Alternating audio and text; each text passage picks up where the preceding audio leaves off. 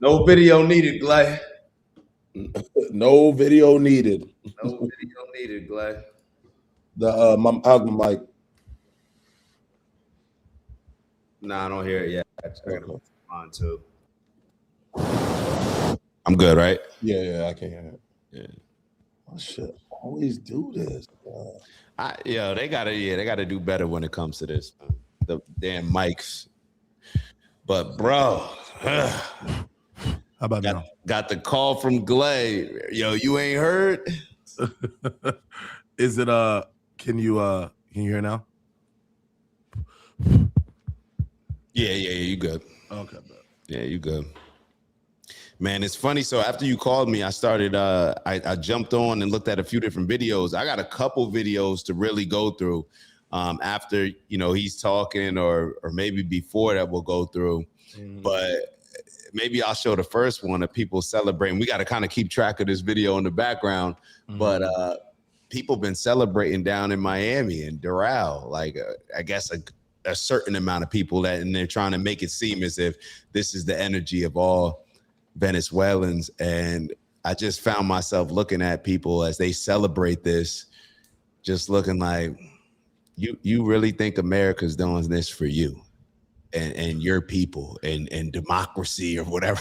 Yeah, there's always a plan, my boy. Like, come on, bro. There's always a fucking plan. Like, if you think that America's just gonna go into your country and stabilize it and leave it or run it in a way that is just as smooth as in your wildest dreams, you're confused. I get so confused as to, and maybe it's because, and maybe this is the mindset of a lot of Americans, where people complain about being here, but then think that now America's going to go to these other places and just make it amazing. Amazing, yeah. None of this makes no sense. Yeah. But it just seems so easy to just get people riled up. Like, man, all people are not created equal. I tell you that. One more time, bro. All people are not created equal. Like, I want to know, and even like I want to know how many people were just killed with this attack. When I saw what I saw, I said, like, So you there's saw a no strike. way. I didn't see the strike. Hold on, here you go. Okay. I'm a mute up. Okay, thank you very much. This is big stuff. We appreciate you being here. Late last night and early today, at my direction, the United States Armed Forces conducted an extraordinary military operation.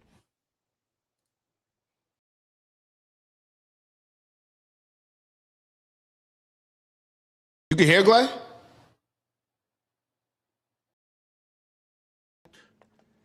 And it was an assault like people have not seen since World War II. It was a force against a heavily fortified military fortress in the heart of Caracas to bring outlaw dictator Nicolas Maduro to justice.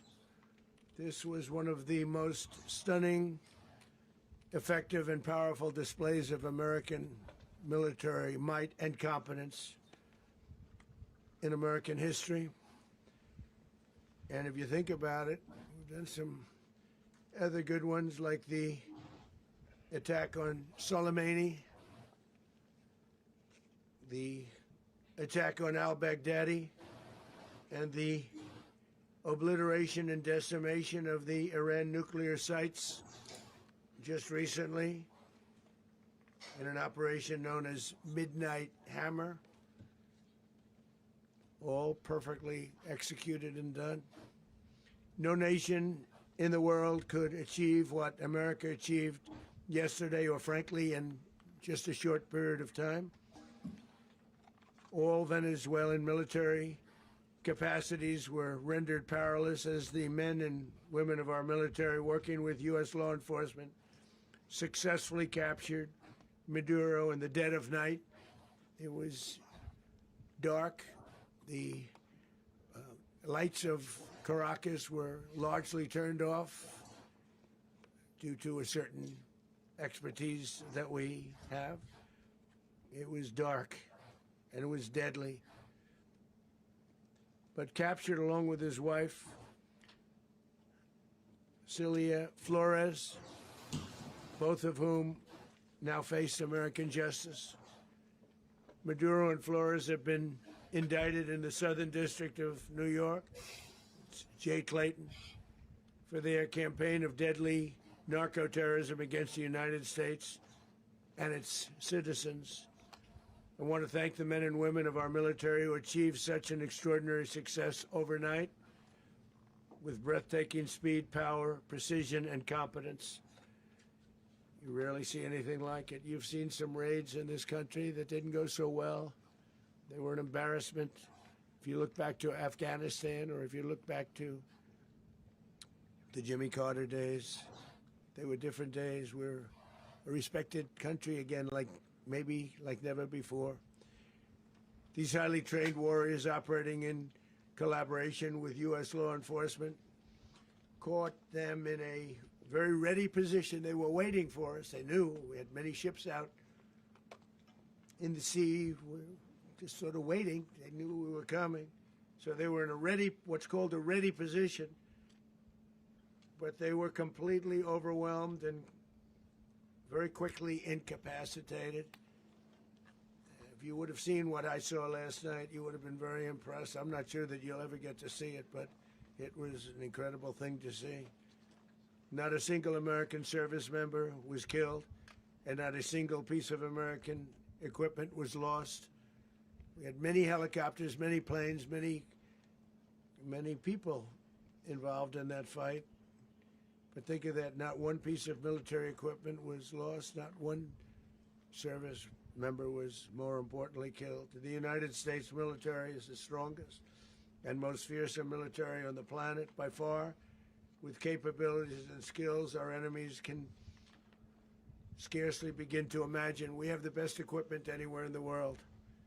There's no equipment like what we have, and you see that even if you just look at the boats. You know, we've knocked out 97% of the drugs coming in by sea. 90%. Each boat kills on average, 25,000 people. We knocked out 97%. And those drugs mostly come from a place called Venezuela. We're going to run the country until such time as we can do a safe, proper, and judicious transition. So we don't want to be involved with having somebody else get in, and we have the same situation that we had for the last long period of years. So we are going to run the country until such time as we can do a safe, proper, and judicious transition. And it has to be judicious because that's what we're all about. We want peace, liberty, and justice for the great people of Venezuela, and that includes many from Venezuela that are now living in the United States and want to go back to their country. It's their homeland. We can't take a chance that somebody else takes over Venezuela that doesn't have the good of the Venezuelan people in mind. We've had decades of that. We're not going to let that happen. We're there now, and what people don't understand, but they understand as I say this, we're there now, but we're going to stay until such time as the proper transition can take place. So we're going to stay until such time as we're going to run it, essentially, until such time as a proper transition can take place. As everyone knows, the oil business in Venezuela has been a bust, a total bust, for a long period of time. They were pumping almost nothing by comparison to what they could have been pumping and what could have taken place. We're going to have our very large United States oil companies, the biggest anywhere in the world, go in, spend billions of dollars, fix the badly broken infrastructure, the oil infrastructure, and start making money for the country. And we are ready to stage a second and much larger attack if we need to do so. So we were prepared to do a second wave. if we needed to do so. We actually assumed that a second wave would be necessary, but now it's probably not. The first wave, if you'd like to call it that, the first attack was so successful, we probably don't have to do a second, but we're prepared to do a second wave, a much bigger wave, actually. This was pinpoint, but we have a much bigger wave that probably won't have to do. This partnership of Venezuela with the United States of America, a country that everybody wants to be involved with because of what we were able to do and accomplish, will make the people of Venezuela rich, independent, and safe. And it will also make the many, many people from Venezuela that are living in the United States extremely happy. They suffered. They suffered. So much was taken from them. They're not going to suffer anymore.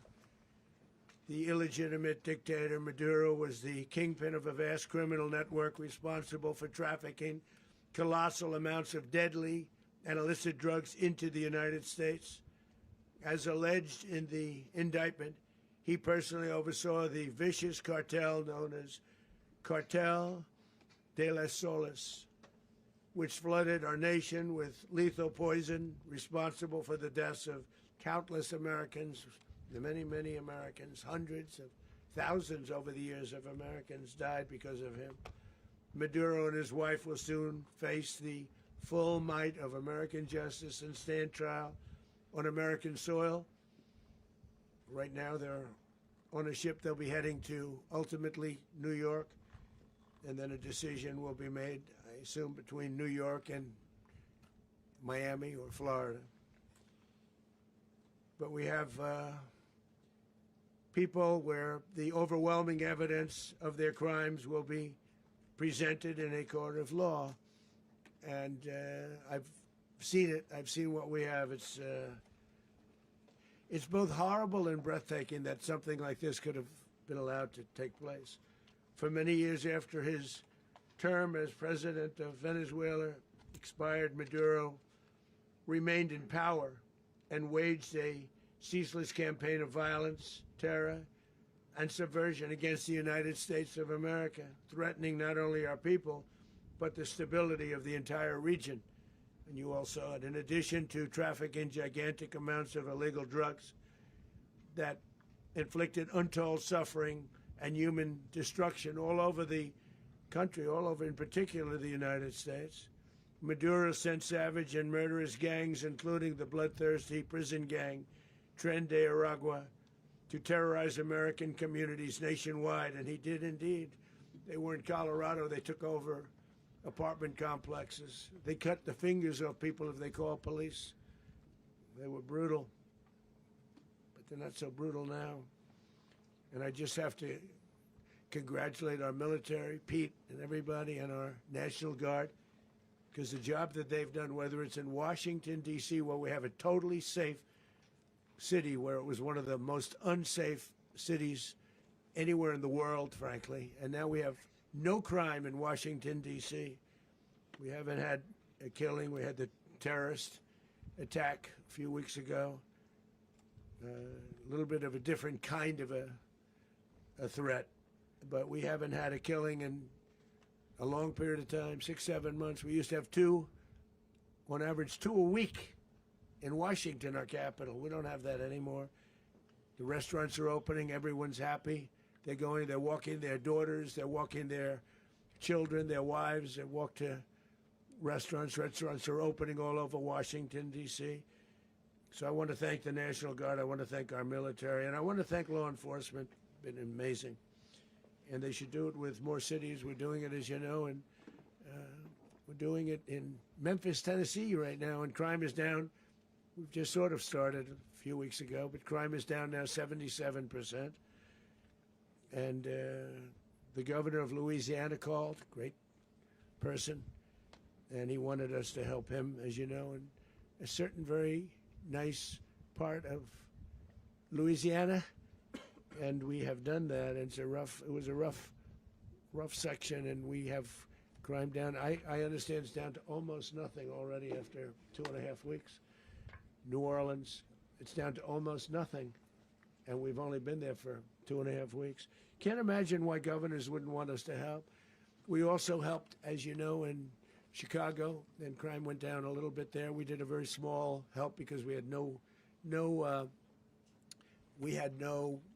working ability with the governor. The governor was a disaster, and the mayor was a disaster. But it knocked down crime. But we're pulling out of there. When they need us, we'll know. You'll know. You'll be writing about it.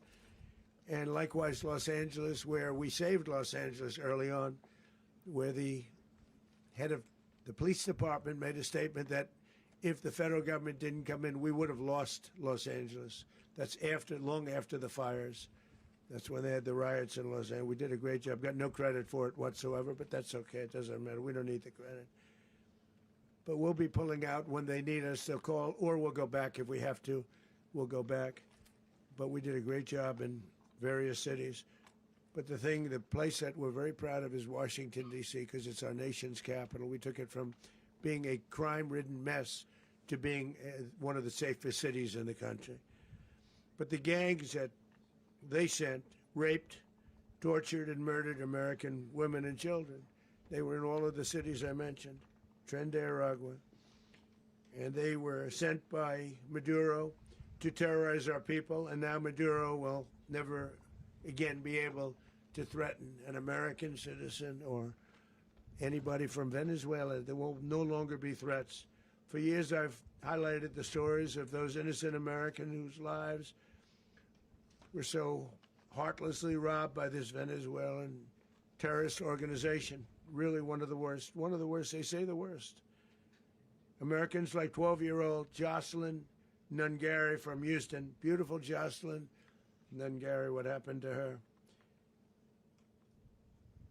They, as you know, they kidnapped, assaulted, and murdered by Tren de Aragua animals. They murdered Jocelyn and left her dead under the bridge. There was a bridge that will never be the same to so many people after seeing what happened. As I've said many times, the Maduro regime emptied out their prisons, sent their worst and most violent monsters into the United States to steal American lives.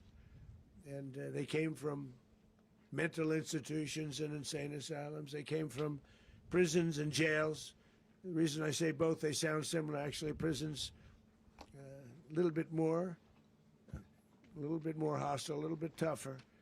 A mental institution isn't as tough as an insane asylum, but we got them both. They sent from their mental institutions. They sent from their jails, prisons. They were drug dealers. They were drug kingpins. They sent everybody bad into the United States, but no longer. And we have now a border where nobody gets through. In addition, Venezuela unilaterally seized and stole American oil, American assets, and American platforms, costing us billions and billions of dollars. They did this a while ago, but we never had a president that did anything about it. They took all of our property. It was our property. We built it. And we never had a president that decided to do anything about it. Instead, they fought wars that were 10,000 miles away. We built Venezuela oil industry with American talent, drive, and skill, and the socialist regime stole it from us during those previous administrations, and they stole it through force. This constituted one of the largest thefts of American property in the history of our country. Considered the largest theft of property in the history of our country. Massive oil infrastructure was taken like we were babies, and we didn't do anything about it. I would have done something about it. America will never allow foreign powers to rob our people or drive us back into and out of our own hemisphere. That's what they did. Furthermore, under the now deposed dictator Maduro, Venezuela was increasingly hosting foreign adversaries in our region and acquiring menacing offensive weapons that could threaten U.S. interests and lives. And they used those weapons last night. Potentially in league with the cartels operating along our border. All of these actions were in gross violation of the core principles of American foreign policy, dating back more than 2 centuries. And not anymore. all the way back. It dated to the Monroe Doctrines. And the Monroe Doctrine is a big deal, but we've superseded it by a lot, by a real lot. They now call it the Donroe Document. I don't know. It's Monroe Doctrine. We sort of forgot about it. It was very important, but we forgot about it. We don't forget about it anymore. Under our new national security strategy, American dominance in the Western Hemisphere will never be questioned again. Won't happen. So just in concluding, for decades, other administrations have neglected or even contributed to these growing security threats in the Western Hemisphere. Under the Trump administration, we are reasserting American power in a very powerful way in our home region. And our home region is very different than it was just a short while ago. The future will be, and we did this in my first term. We had great dominance in my first term, and we have far greater dominance right now. Everyone's coming back to us. The future will be determined by the ability to protect commerce and territory and resources that are core to national security. These are core to our national security. Just like tariffs are, they've made our country rich, and they've made our national security strong, stronger than ever before. But these are the iron laws that have always determined global power. And we're going to keep it that way. We will secure our borders. We will stop the terrorists. We will crash the cartels. And we will defend our citizens against all threats, foreign and domestic. Other presidents may have lacked the courage or whatever to defend America, but I will never allow terrorists and criminals to operate with impunity against the United States. This extremely successful operation should serve as warning to anyone who would threaten American sovereignty or endanger American lives. Very importantly, the embargo on all Venezuelan oil remains in full effect. The American Armada remains poised in position, and the United States retains all military options until United States demands have been fully met and fully satisfied. All political and military figures in Venezuela should understand what happened to Maduro can happen to them, and it will happen to them if they aren't just fair, even to their people. The dictator and terrorist, Maduro, is finally gone in Venezuela. People are free. They're free again. It's been a long time for them, but they're free. America is a safer nation.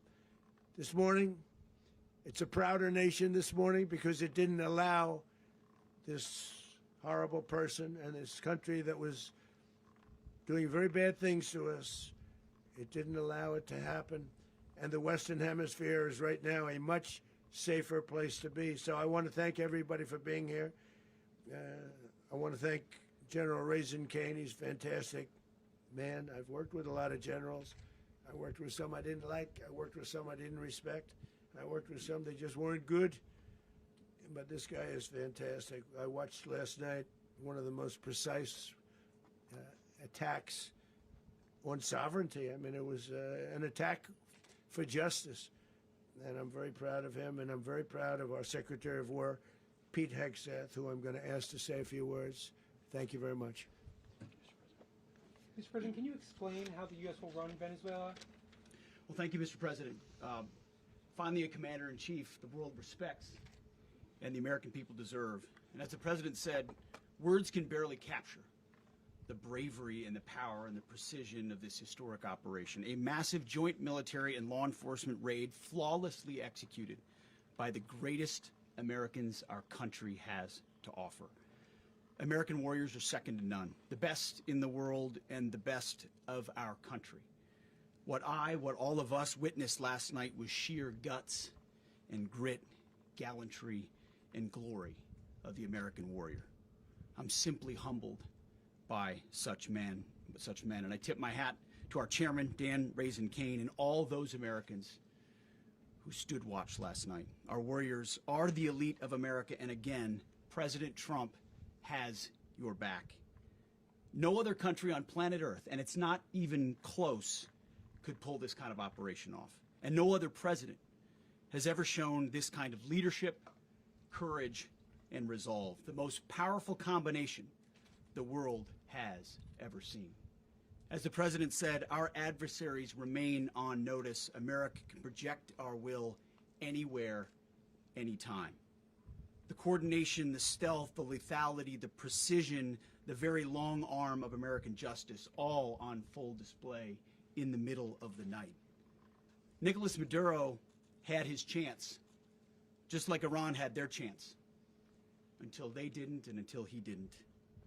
He effed around and he found out.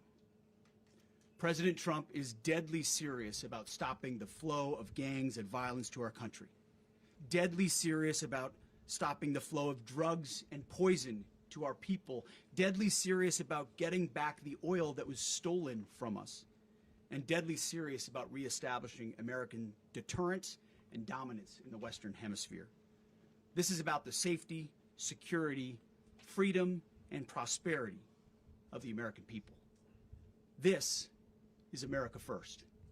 This is peace through strength. And the United States War Department is proud to help deliver it. Welcome to 2026, and under President Trump, America is back. I'd like to welcome now our chairman, Chairman Raising Cane, to give a few more details about the operation. Mr. Chairman. Thank you, Mr. Secretary. Thank you, Mr. President, and good morning. Last night, on the order of the President of the United States and in support of a request from the Department of Justice, as the President said, the United States military conducted an apprehension mission in Caracas, Venezuela, to bring to justice two indicted persons, Nicolas and Cecilia Maduro. This operation, known as Operation Absolute Resolve, was discreet, precise, and conducted during the darkest hours of January 2nd and was the culmination of months of planning and rehearsal, an operation that, frankly, only the United States military could undertake. What I'd like to do this morning is talk to you through some of the preparation and the details without compromising any of our tactics, techniques, and procedures. There is always a chance that we'll be tasked to do this type of mission again. Our interagency work began months ago and built on decades of experience of integrating complex air, ground, space, and maritime operations. While the past 2 decades have honed the skills of our special operations forces, this particular mission required every component of our joint force, with soldiers, sailors, airmen, Marines, and Guardians working in unison with our intelligence agency partners and law enforcement teammates in an unprecedented operation. We leveraged our unmatched intelligence capabilities and our years of experience in hunting terrorists. And we could not have done this mission without the incredible work by various intelligence agencies, including the CIA, NSA, and NGA. We watched, we waited, we prepared, we remained patient and professional. This mission was meticulously planned, drawing lessons from decades of missions over the last many years, many missions over these last many years. This was an audacious operation that only the United States could do. It required the utmost of precision and integration within our joint force. And the word integration does not explain the sheer complexity of such a mission. An extraction so precise it involved more than 150 aircraft launching across the Western Hemisphere in close coordination, all coming together in time and place to layer effects for a single purpose: to get an interdiction force into downtown Caracas while maintaining the element of tactical surprise. Failure of one component of this well-oiled machine would have endangered the entire mission, and failure is never an option for America's joint force. Those in the air over Caracas last night were willing to give their lives for those on the ground and in the helicopters. Let me talk a little bit about the preparation. After months of work by our intelligence teammates to find Maduro and understand how he moved, where he lived, where he traveled, what he ate, what he wore, what were his pets, in early December, our force was set pending a series of aligned events. Key was choosing the right day to minimize the potential for civilian harm and maximize the element of surprise and minimize the harm to the indicted personnel so, as the president said, they could be brought to justice. And as the president said earlier today, weather in Venezuela is always a factor this time of the year. And over the weeks through Christmas and New Year's, the men and women of the United States military sat ready, patiently waiting for the right triggers to be met and the president to order us into action. Last night, the weather broke just enough, clearing a path that only the most skilled aviators in the world could maneuver through. Ocean, mountain, low cloud ceilings, but when tasked with a mission, this organization does not quit. At 10:46 p.m. Eastern Time last night, the President ordered the United States military to move forward with this mission. He said to us, and we appreciate it, Mr. President, good luck and Godspeed. And those words were transmitted to the entire Joint Force. Over the course of the night, aircraft began launching from 20 different bases on land and sea across the Western Hemisphere. In total, more than 150 aircraft, bombers, fighters, intelligence, reconnaissance, surveillance, rotary wing were in the air last night. Thousands and thousands of hours of experience were airborne. Our youngest crew member was 20, and our oldest crew member was 49, and there's simply no match for American military might. As the night began, the helicopters took off with the extraction force, which included law enforcement officers, and began their flight into Venezuela at 100 feet above the water. As they approached Venezuelan shores, the United States began layering different effects provided by Spacecom, Cybercom, and other members of the interagency to create a pathway. Overhead, those forces were protected by aircraft from the United States Marines, the United States Navy, the United States Air Force, and the Air National Guard. The force included F-22s, F-35s, F-18s, EA-18s, E-2s, B-1 bombers, and other support aircraft, as well as numerous remotely piloted drones. As the force began to approach Caracas, the Joint Air Component began dismantling and disabling the air defense systems in Venezuela, employing weapons to ensure the safe passage of the helicopters into the target area. The goal of our air component is, was, and always will be to protect the helicopters and the ground force and get them to the target and get them home. As the force crossed the last point of high terrain where they'd been hiding in the clutter, we assessed that we had maintained totally the element of surprise.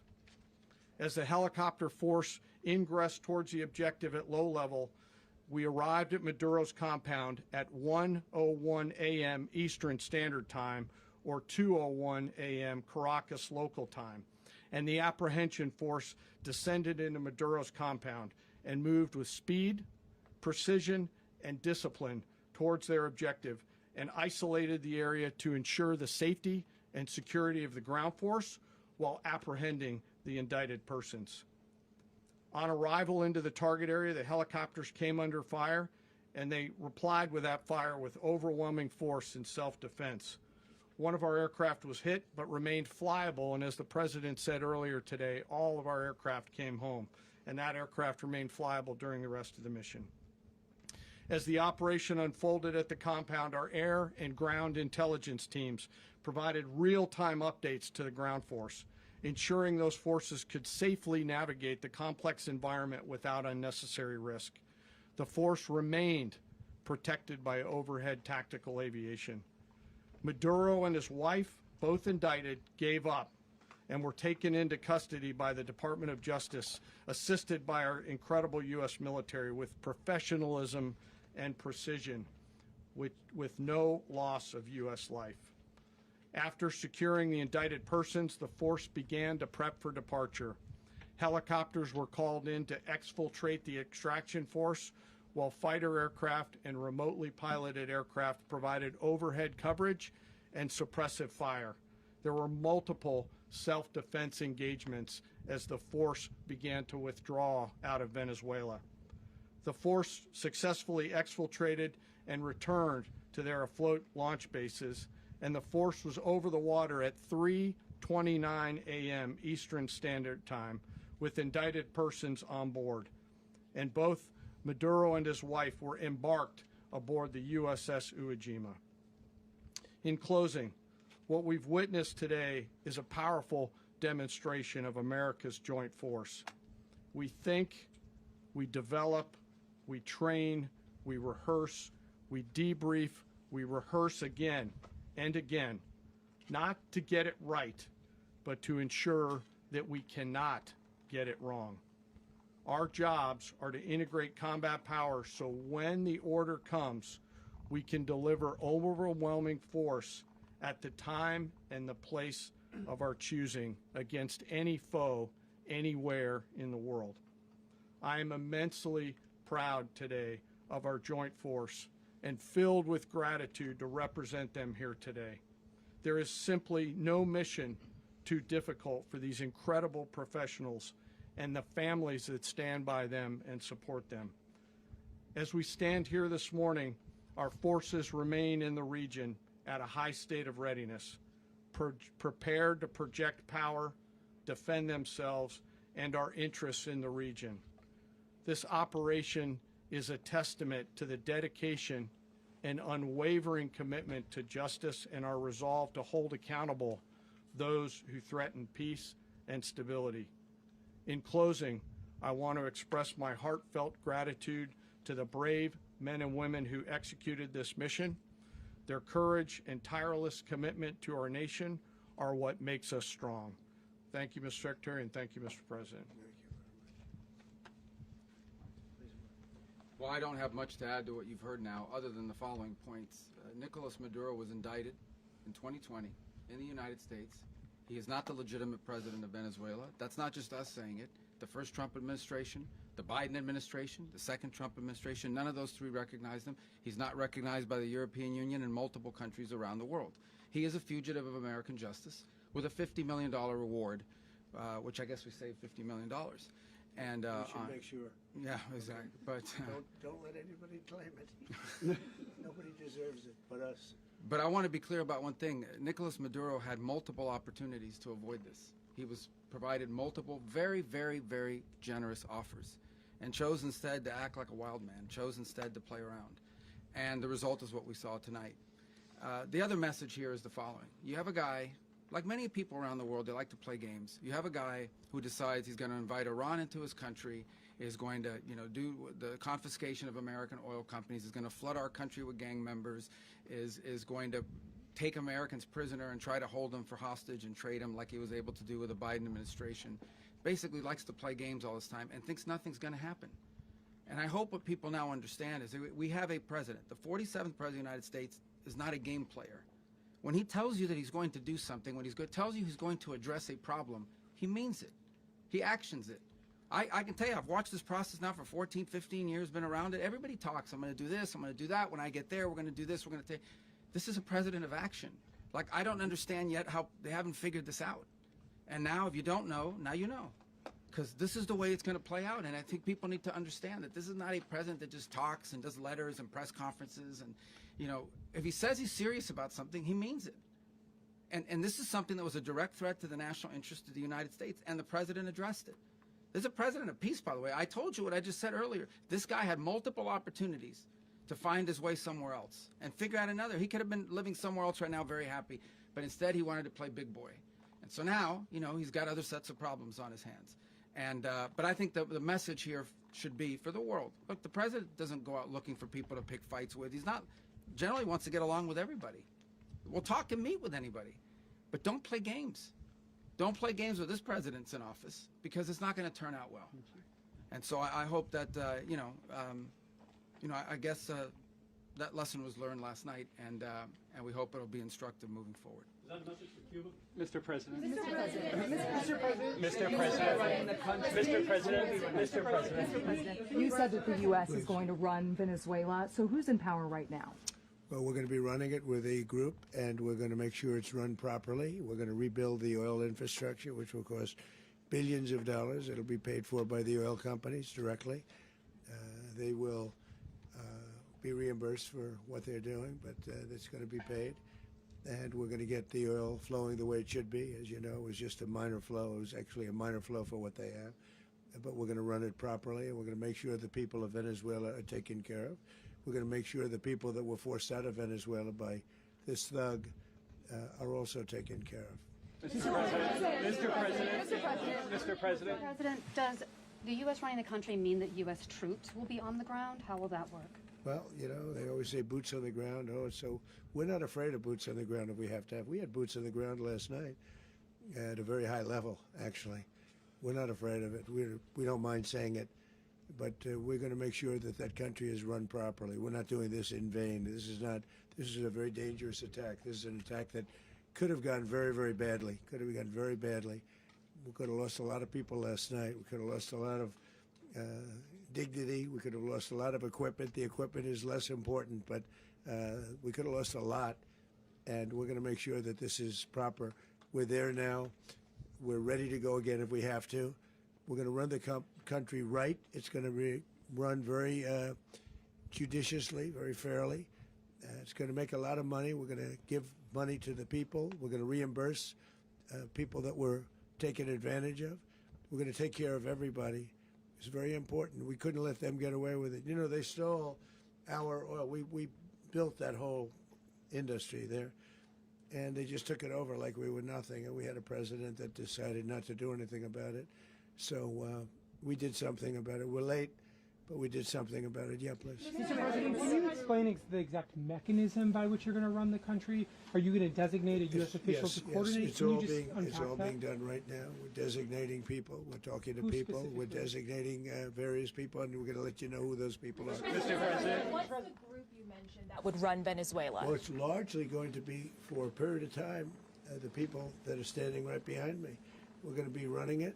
We're going to be bringing it back. It's a dead, you know, I talk about a dead country. A year and a half ago, we were a dead country. Now we're the hottest country anywhere in the world. We're a country doing better than any country anywhere in the world. And it required leadership. Venezuela has a lot of bad people in there, a lot of bad people that shouldn't be leading. We're not going to take a chance that one of those people take over for Maduro. So you can look at, and others, we have fantastic people, including people in the military. So we're going to have a group of people running it until such time as it can be put back on track, make a lot of money for the people, and give people a great way of life, and also reimbursement for people in our country that were forced out of Venezuela. Mr. President. Rubio would be. You said earlier today that you weren't going to back Machado to come back and be the opposition leader in your Fox and Friends interview. And then you also mentioned the vice president of Venezuela. Are you going to work with the vice president of Venezuela, or how do you foresee the relationship going? I understand she was just sworn in, but she was, as you know, picked by Maduro. So Marco's working on that directly. He just had a conversation with her, and she's essentially willing to do what we think is necessary to make Venezuela great again. Very simple. Mr. President, Colombian President Gustavo Petro, a couple weeks ago, he said he's got to watch his ass. And today, he said he's not concerned about anything happening to him in the aftermath of this operation. So, just what your message is about that? Well, he has cocaine mills. He has factories where he makes cocaine. And yeah, I think I stick by my first statement. He's making cocaine. They're sending it into the United States. So he does have to watch his ass. Mr. President. Mr. President, did you notify any members of Congress in advance? Marco, do you want to talk about that? Because you were involved in it. Sure. We call members of Congress immediately after. This was not the kind of mission that you can do congressional notification on. It was a trigger-based mission in which conditions had to be met night after night. We watched and monitored that for a number of days. So it's just simply not the kind of mission you can call people and say, hey, we may do this at some point in the next 15 days.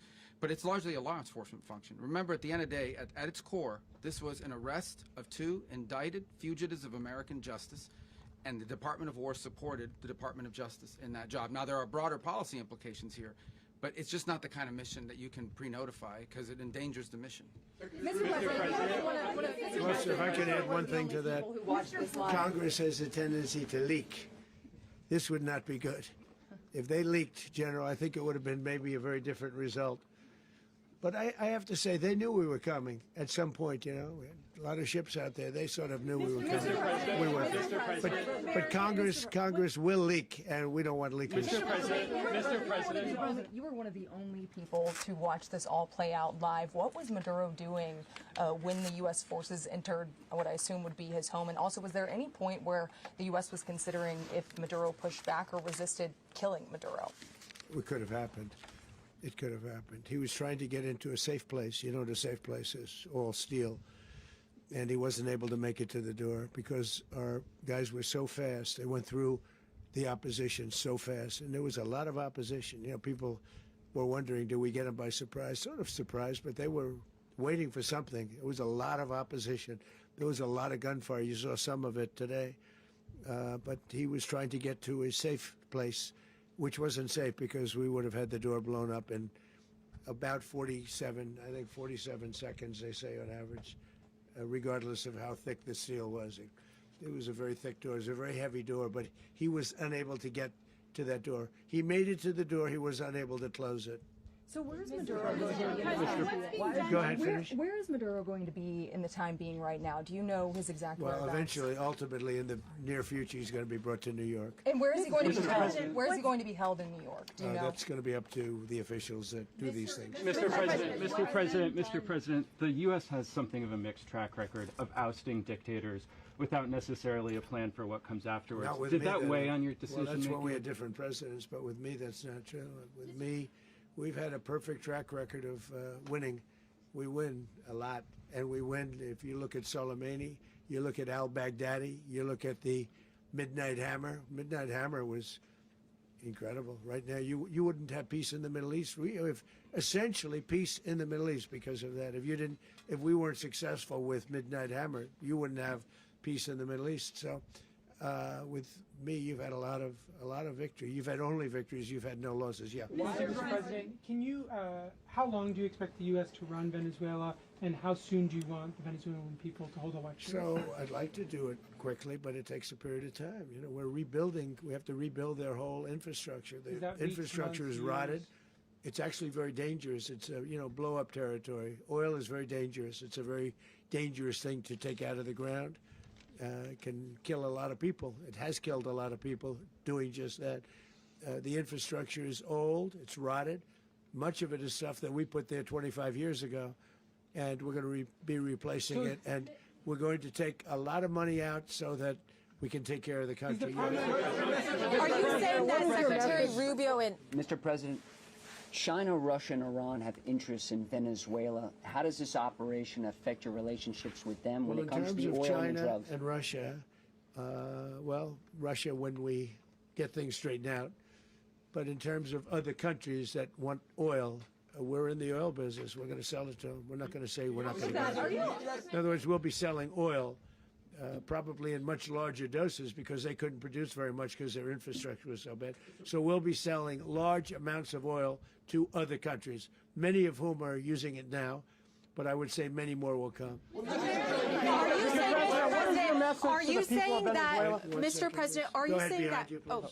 Mr. President, thank you. What is your message to the people of Venezuela today? Of course, the civilian population specifically, they have a lot of questions. What is your message to the people of Venezuela? That you're going to have peace, justice. You're going to have some of the riches that you should have had for a long period of time. It was stolen from you. But you're going to have peace and you're going to have safety. You're going to have justice. You're going to have a country. You're going to have a real country. You're going to have potentially a great country. You know, if you go back 20 years, maybe even a little longer ago, that was a great country.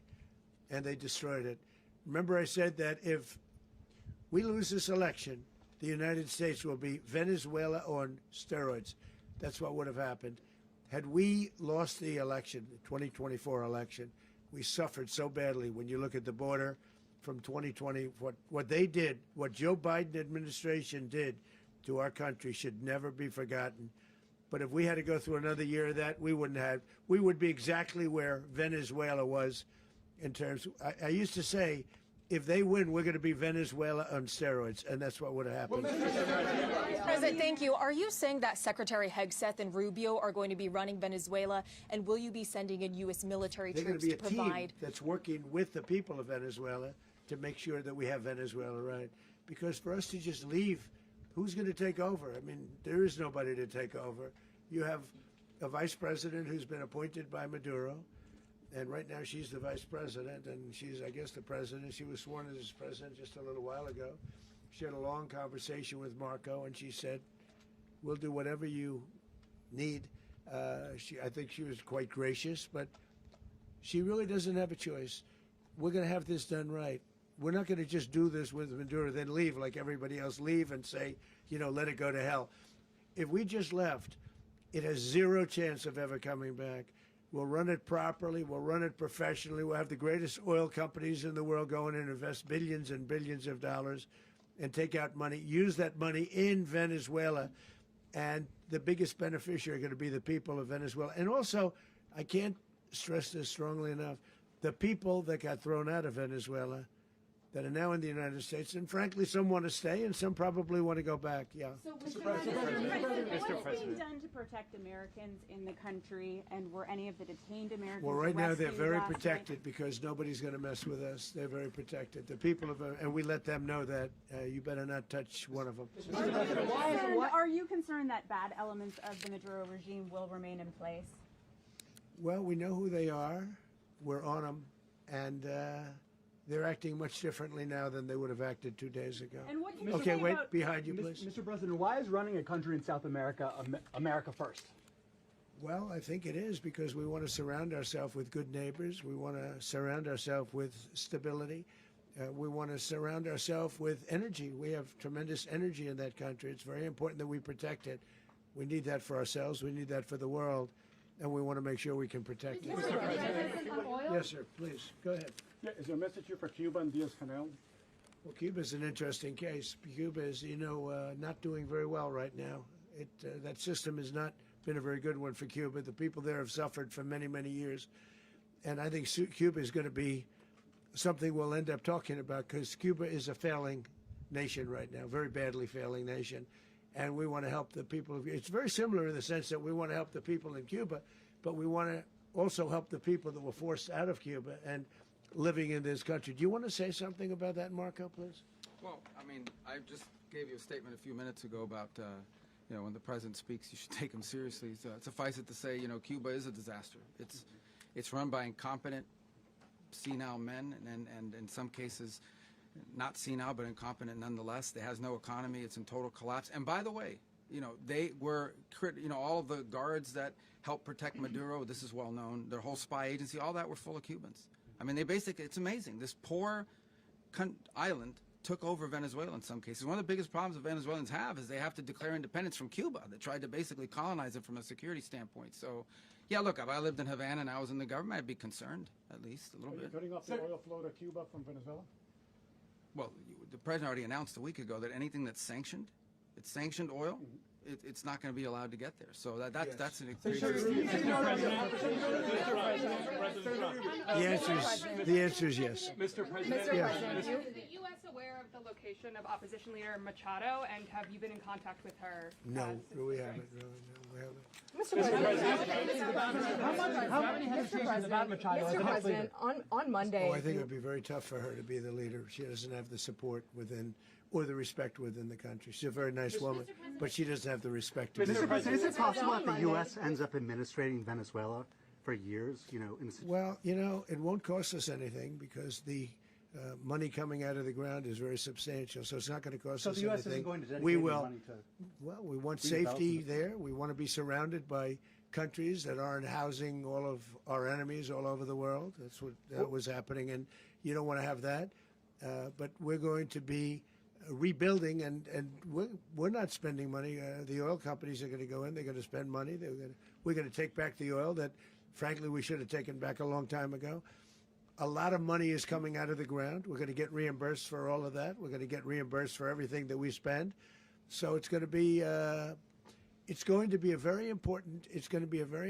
This is a very big evening that took place last night. We have to be surrounded by safe, secure countries. And we also have to have energy, very important. We have to have energy that's real energy, not where they're getting 4% and 5% of the energy out of the ground. You take a look, it was such a disaster. So what's going to happen with Venezuela, I think, over the next period of a year is going to be a great thing. And the people of Venezuela will be the biggest beneficiaries. Mr. President, U.S. military. Mr. President, thank you. What did you last speak to Maduro about when you spoke? And is the Well, U.S. I don't want to at get war into with the Venezuela? conversations, but I did have conversations with him, and I said, you got to surrender. And I actually thought he was pretty close to doing so, but now he wished he did, yeah. Mr. President, can you explain, you said that Maduro is responsible for drug trafficking. You recently pardoned the former president of Honduras who was convicted of many drug trafficking. Can you explain how these two situations are different? And would you ever pardon Maduro? I endorsed, as you know, the winning president, the man who won in Honduras. I endorsed the man who won in Chile. I endorsed the man who won in Argentina. And we are doing very well with that whole group. What the man that I pardoned was, if you could equate it to us, he was treated like the Biden administration treated a man named Trump. That didn't work out too well for them. This was a man who was persecuted very unfairly. He was the head of the country. He was persecuted very unfairly. And there are a number of them. And we felt that it was a very unfair situation that happened to him. He's also a party member of the man who won. So obviously the people liked what I did. And one of the reasons that was done is because of the fact that the party in power felt very strongly that that man was treated very badly. I studied it very quickly, and then I studied it in great detail.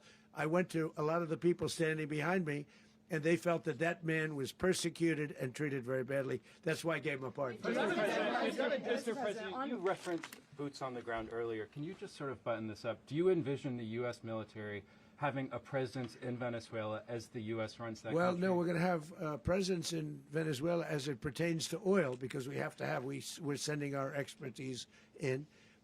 So you may need something, not very much. But no, we're going to be taking out a tremendous amount of wealth out of the ground. And that wealth is going to the people of Venezuela and people from outside of Venezuela that used to be in Venezuela. And it goes also to the United States of America in the form of reimbursement for the damages caused us by that country. So I want to thank you all very much. Thank you. Do you have one? Yes, please. You were so nice before. I'm going to give you the final question. Go Thank ahead. you, Mr. Unless it's a bad question, in which case I'll go one word. It's about who? It's about Putin, if you want. About Putin? Well, okay. that's always nice You had a to talk phone. about Putin.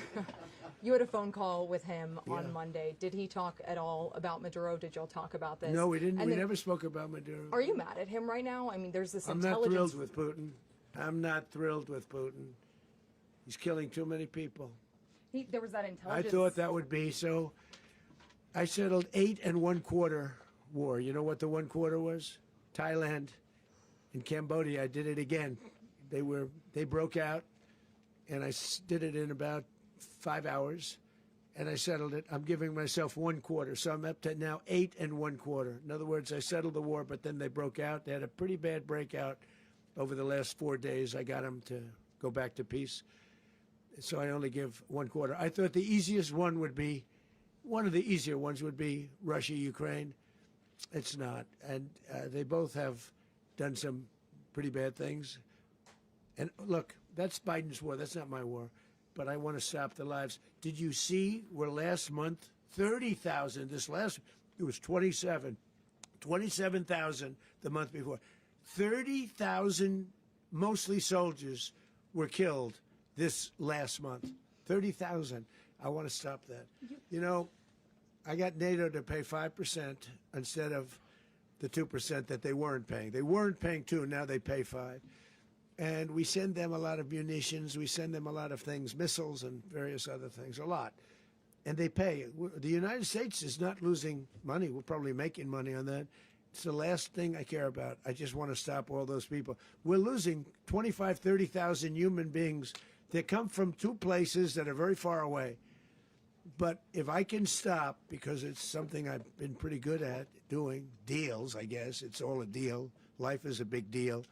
But if I can stop that war and stop 30,000 young people, in addition to the fact that people are being killed in Kiev, people are being killed in other cities throughout, you know, a much smaller number, but they're being killed, viciously killed. So I'm not happy about it. I thought that would be something that would get solved. We have Mr. Witkoff here. I think that we're making progress, but that's a war that should have never happened. If I were president, it would have never happened. Putin says it. Everybody says it. If I were president, that would have never happened. But I inherited that war.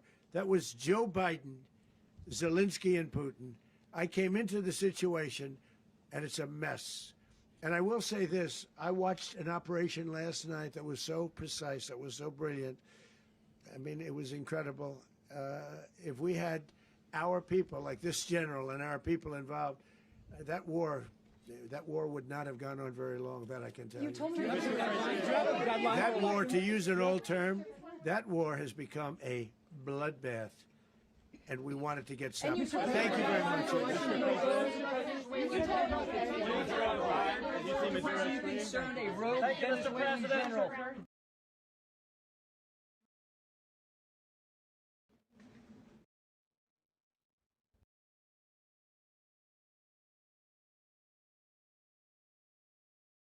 Glay.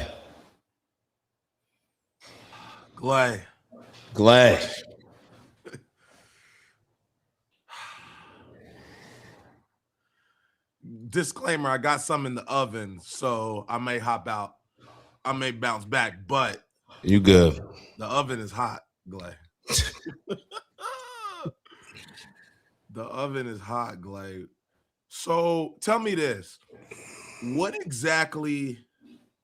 is going on before we have opinions, what's going on, what we think, based on what they are telling us is what is going on. What is going on based on what we're being told?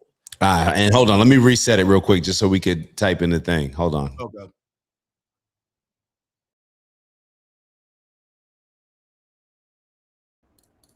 All right. Yeah. I have no idea what's going on from like the particular standpoint of this. I have no idea what's going on, but I have every idea what's going on based on any other situation that we see America, a lot of the European powers getting involved. This is just a simple case of we don't like what your country's either doing. We can capitalize off extorting your country or some sort of mixture of both. And it seems like with anything else in the world, there's a little bit of Israel thrown in there. So I was seeing some things about the vice president. I was seeing people comment. I don't know how true that is, if that's real or if people were just saying it. But it's this stuff is disgusting, bro. This is disgusting. This is America. And a lot of people need to understand that this is America, because until we realize or acknowledge the evil that we're putting out throughout the rest of the world, our politicians are going to continue to do it. Like, we're the only ones that will stop it. Like, our politicians are never going to reach the point where it's just like, oh, you know what? I just feel like waking up today and going by some principles and some values. You know what I mean? Like, I'm going to live with integrity. It's never going to happen, bro. We know exactly what this is without even understanding what's going on. I'm in Miami and I saw people in Doral. They just put up a news story of people celebrating and them celebrating, thanking Trump and so proud of America. And I'm looking at them like, oh, they don't get it. Like they think that America is actually getting involved with Venezuela to solve some sort of democratic issues that Venezuela is suffering from or what. They don't get it. They think America and Trump is actually doing this for their own interest and their benefit. Okay, so I guess it's safe to say that Venezuela has been, I guess it's been in a corrupt state, or the politicians. They have the largest oil reserves known in the world. Okay. This is the oil. This is just about resources, bro. And the more we take a step back or dive into politics, it's like you almost have to dive in while making sure that you're getting, the full context of everything going on, bro. This is just about resources. Mm-hmm. Everything is about resources. Everything is about power, gangs. I'm siding with this group because these are the things that they rock out with. Like, this is when you break down the world, it's no different than breaking down a lot of these gangs. Certain gangs have an allegiance with other gangs because it benefits them. Maybe it's the enemy of my enemy. Maybe it's a resource. This is all just the same thing. It's companies. Why do companies join up with each other? We are just seeing a power play. That's all politics is. They just play at a higher level than all of us in our normal day-to-day lives. So it's like we don't like truly think that they're just the same. They're doing the same thing as our asshole boss does. You know what I mean? Like this is all this is. They're bullies. We as America, we are bullies. And then we sit and wonder why other countries wish harm on us, why other countries say different things about us, why Osama bin Laden, when he writes his letter, he's saying it's because y'all keep aligning with Israel and bullying and all the things that you've created in this region. America is perhaps, I mean, because America is one of the most demonic countries in the world as far as the evil that we put out on other countries. And I guess I technically shouldn't say that because maybe I could get in trouble for that, but I mean, is that not the case? Are we seeing it any differently? Like, please help me see it differently. I don't want to see it this way. I'm proud. I'm a proud American. I'm not proud of this, but like, I'm not one of these people that just wakes up hating on America. I don't like that type of energy. I live in America. I want America to flourish. I want my life to flourish in America. I want all of these things, but we can't sit back and ignore what's happening right in front of our face because, and then what we end up doing is we're surprised when it then turns in our direction. Look at all the stuff we're doing throughout the world that we just supporting and being complicit in. The genocide here, the ethnic cleansing here, you lying to us, you're blowing up fishing boats that can never get to America. Who cares if they got drugs on them? That's like what makes us, let's say that Venezuela was or is a terrible country. What gives us the right, the audacity to just feel like let alone feeling like we're in the best position to actually address the problems? But that assumes that we're actually going in there to address problems. But what gives us the right to just exploit and extort these other countries, bro? I don't like bullies, bro. I do not like bullies. And then what all of us have to understand is if something hits our see, I think a lot of Americans, we talk shit from a very safe place. And eventually, just like we cause death and destruction on other people's country, it's not like a foreign thing. Nobody really has had the courage, unless 9/11, before 9/11 or outside of 9/11, to actually bring something to our doorsteps. If something ever comes to our doorsteps, are any of us going to be surprised? Do we not even? It's like something could happen to America. I'm trying to choose my words carefully because I don't want to be canceled. I won't want to be all these things. I don't want to be a martyr. It's not that time yet. Like, let us grow a little bit bigger. You know what I'm saying? Let's become a little bit more influential. But if something happens to Americans, who do we really have to blame? Like, how many people are you just gonna slap this shit out of, beat up, do whatever it is to their country that you want, and eventually somebody's gonna it doesn't matter if you whatever you do back to me, I'm getting my liquor.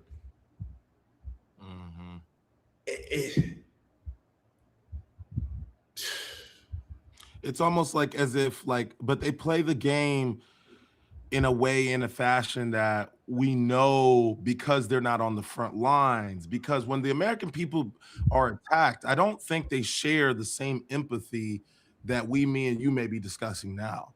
I don't think they feel as if something like 9/11 happens again. It's not them, it's not their pockets. And so when it doesn't affect them personally, they just respond in a way that makes it look like they have our back. But case in point is that, like you said, if you are personally going to go slap everybody in the face, then yeah, somebody might pipe up. But the way that you politicians operate, you guys operate as if politicians is one group of people, and then the American people is another group of people. And when you do the slapping, they respond to the American people, and the American people are fighting to not have a response come towards them because the politicians are in charge. And so this is why you speak so much about we have to be in control, because we're in when they respond, we are the people that they respond towards. They don't respond to the politicians.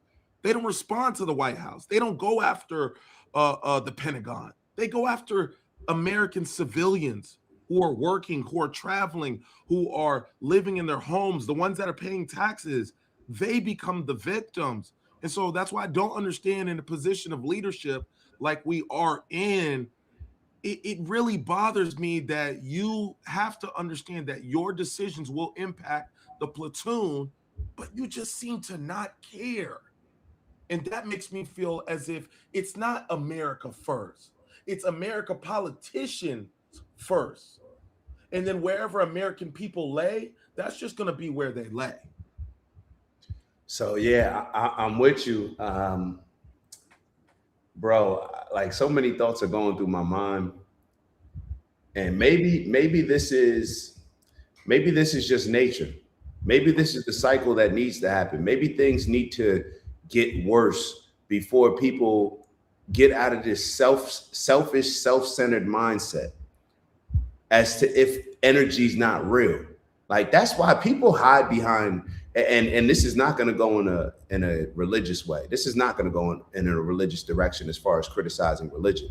But I think what a lot of us do is, when we look at religion as just being God, we don't realize the energy that comes along with that. You know, you put out a positive energy is going to go somewhere else and hopefully return back your way. You put out negative energy, that's going to land somewhere. When you look at it from an energy standpoint, bro, we can't hide from the results of our actions. Like, we can't hide from and avoid this same type of evil coming back and visiting our doorsteps that we're bringing on other countries. And people may not realize that. Like you said, we it's like we're debating all of this stuff. Everybody knows we're doing some bullshit. Everybody knows we're killing other people and don't care about them as much as we quote unquote care about Americans. But the politicians don't care about Americans either. Like, let's not think that these politicians that we vote for care about us. They don't care about anybody. It's just they care about themselves. They care about this power game that they're playing as they work for these elites that run everything, that work in tandem with, who knows if it's us in Israel. It's Trump's big homie and Bibi Netanyahu's big homie, people that we never have even heard of, that have just running around like pawns. You can look at Trump and just see, like, bro, you look old, you don't look energized. Everybody around you, it seems like none of y'all believe in the things that you're actually saying, bro.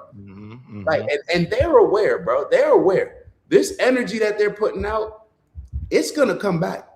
And when it does come back, you know, I was thinking that we need to dive into that Constitution, because I didn't know that the Constitution says that, you know, or I didn't know why people find it so important to the right to bear arms. I didn't even realize it. Like, I think growing up, if you're not from a gun-loving family, or maybe me being raised in New Jersey, where guns are like, you know, you don't see people having guns. Like, you know what I'm saying? Like, unless you're committing a crime, you don't just see people walking around with guns. You know what I'm saying? So this whole right to bear arms, and I was listening to some podcasts about, like, yo, it is your duty, if something happens in the government, if the government's not operating correctly, it's the duty of the people to go and challenge the government, whatever that looks like. So I didn't really realize and make that connection as far as why it's so important to have guns. You know what I'm saying? Because what may end up happening, and I hope this doesn't happen, is that if stuff starts hitting America, a lot of Americans are going to be moved out of fear and anger.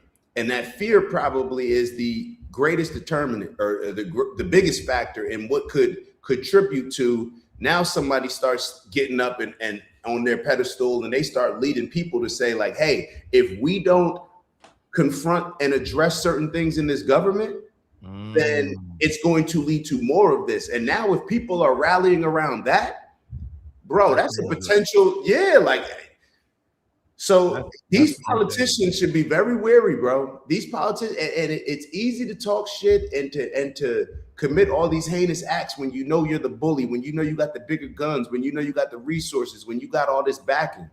But when a lot of that stuff may turn on you, and when maybe more whistleblowers in the army, and I don't know, I hear about it. I don't know of anybody by name, but I hear about a lot of our troops when we're sent to visit this death on other countries, especially in the Middle East. People may not talk about it, but you always hear like the whispers and of people who turn on America and become, join up a lot of these quote unquote terrorist groups because they see what America's doing throughout the world, bro. Like, you talk about PTSD, that fucks. If you got a good spirit and you're in the US military, how can you be cool with all this stuff? How can you not get to a point where you ready to Nat Turn or something, bro? They keep using they keep using young Americans to commit these atrocities. They brainwash them into thinking that they're doing something courageous and standing up for the country and that they're freedom fighters, spreading democracy throughout the world, bro. If you got a good soul and your spirit gonna talk to you, bro. Your spirit's gonna talk to you. So Trump may be doing the work that only Trump can do to turn this thing around and to get people to see things with the right perspective, because I don't see how anybody could look at what just happened in Venezuela and then look at what we just saw in that press conference and feel proud to be an American. I don't see it. I don't see it. Y'all tell me in the chat if y'all are feeling differently.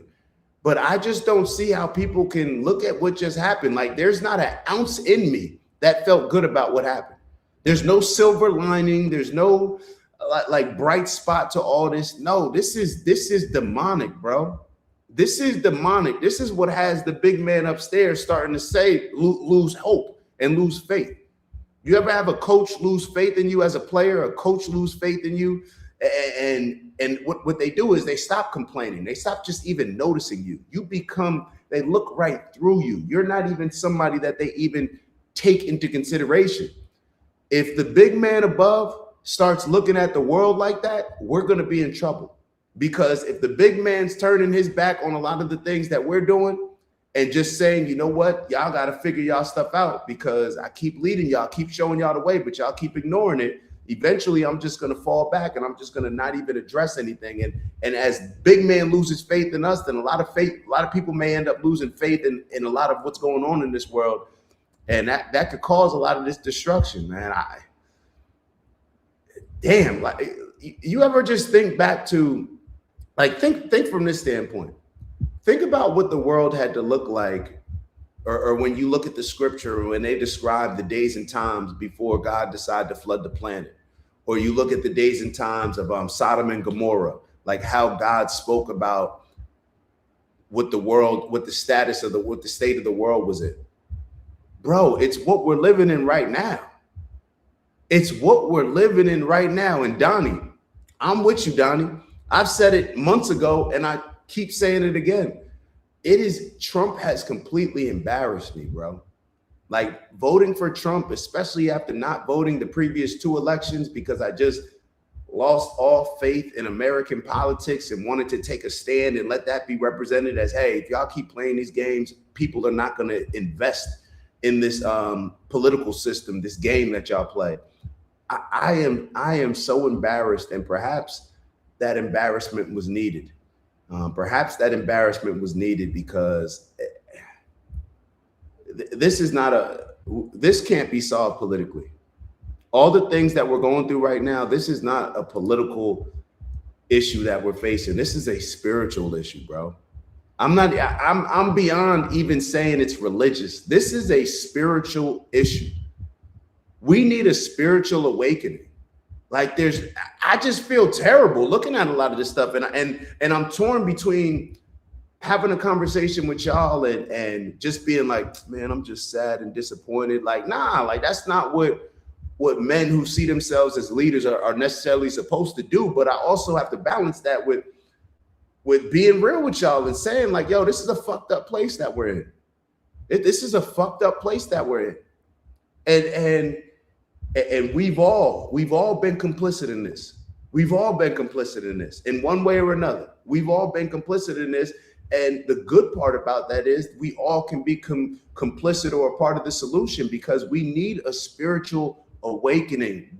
Why can't we get to a point? I'm not talking about we need a new religion, we need to do this. We need to just get to a mindset where we're just having some common decency for our neighbors, where we're just looking at it like with this golden rule approach, just treating others the way that we want to be treated, bro.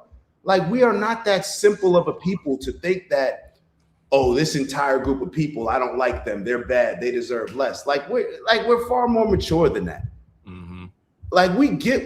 We understand what's going on, bro. The majority of, I would actually like us to think about this.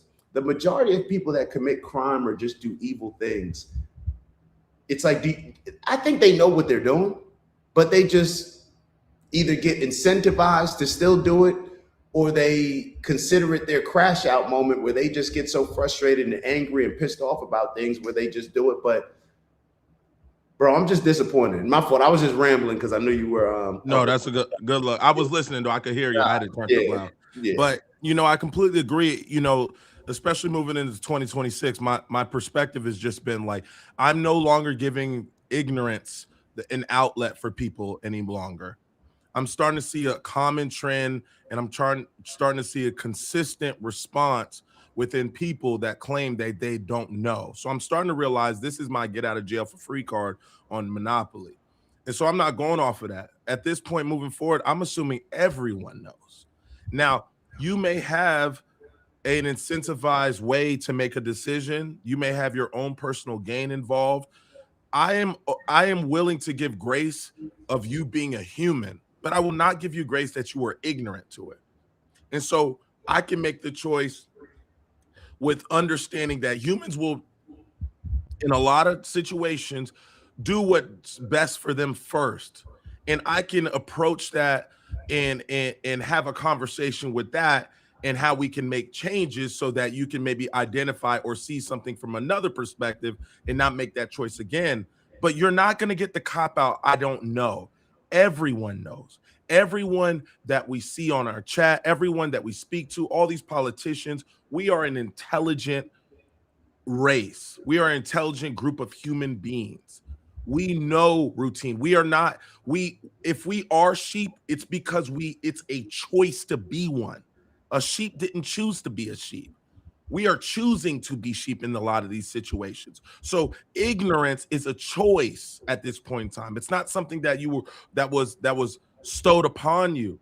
And by knowing that, these people, like you say, they know this. They know all these things are wrong. And you're right. Religion will not be able to stand up against people that will weaponize religion. If people will blindly believe in certain things about the institution of the church or religion, et cetera, then we can't, my bad, my thing cut off, but we can't expect that religion will stand up against this. You're right. Spirituality, get back grounded. Just understand that it is a gift that you are alive today, and stop taking it for granted like it's supposed to be expected tomorrow. And so every time I see people make these selfish decisions, it goes to show you how much they believe that their life is supposed to be given to them.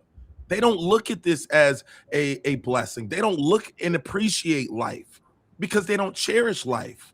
When you go send an entire platoon into Venezuela and you keep reiterating that no Americans die, but you conveniently skip over that maybe Venezuelans die, this is how I know the wrong people are in charge.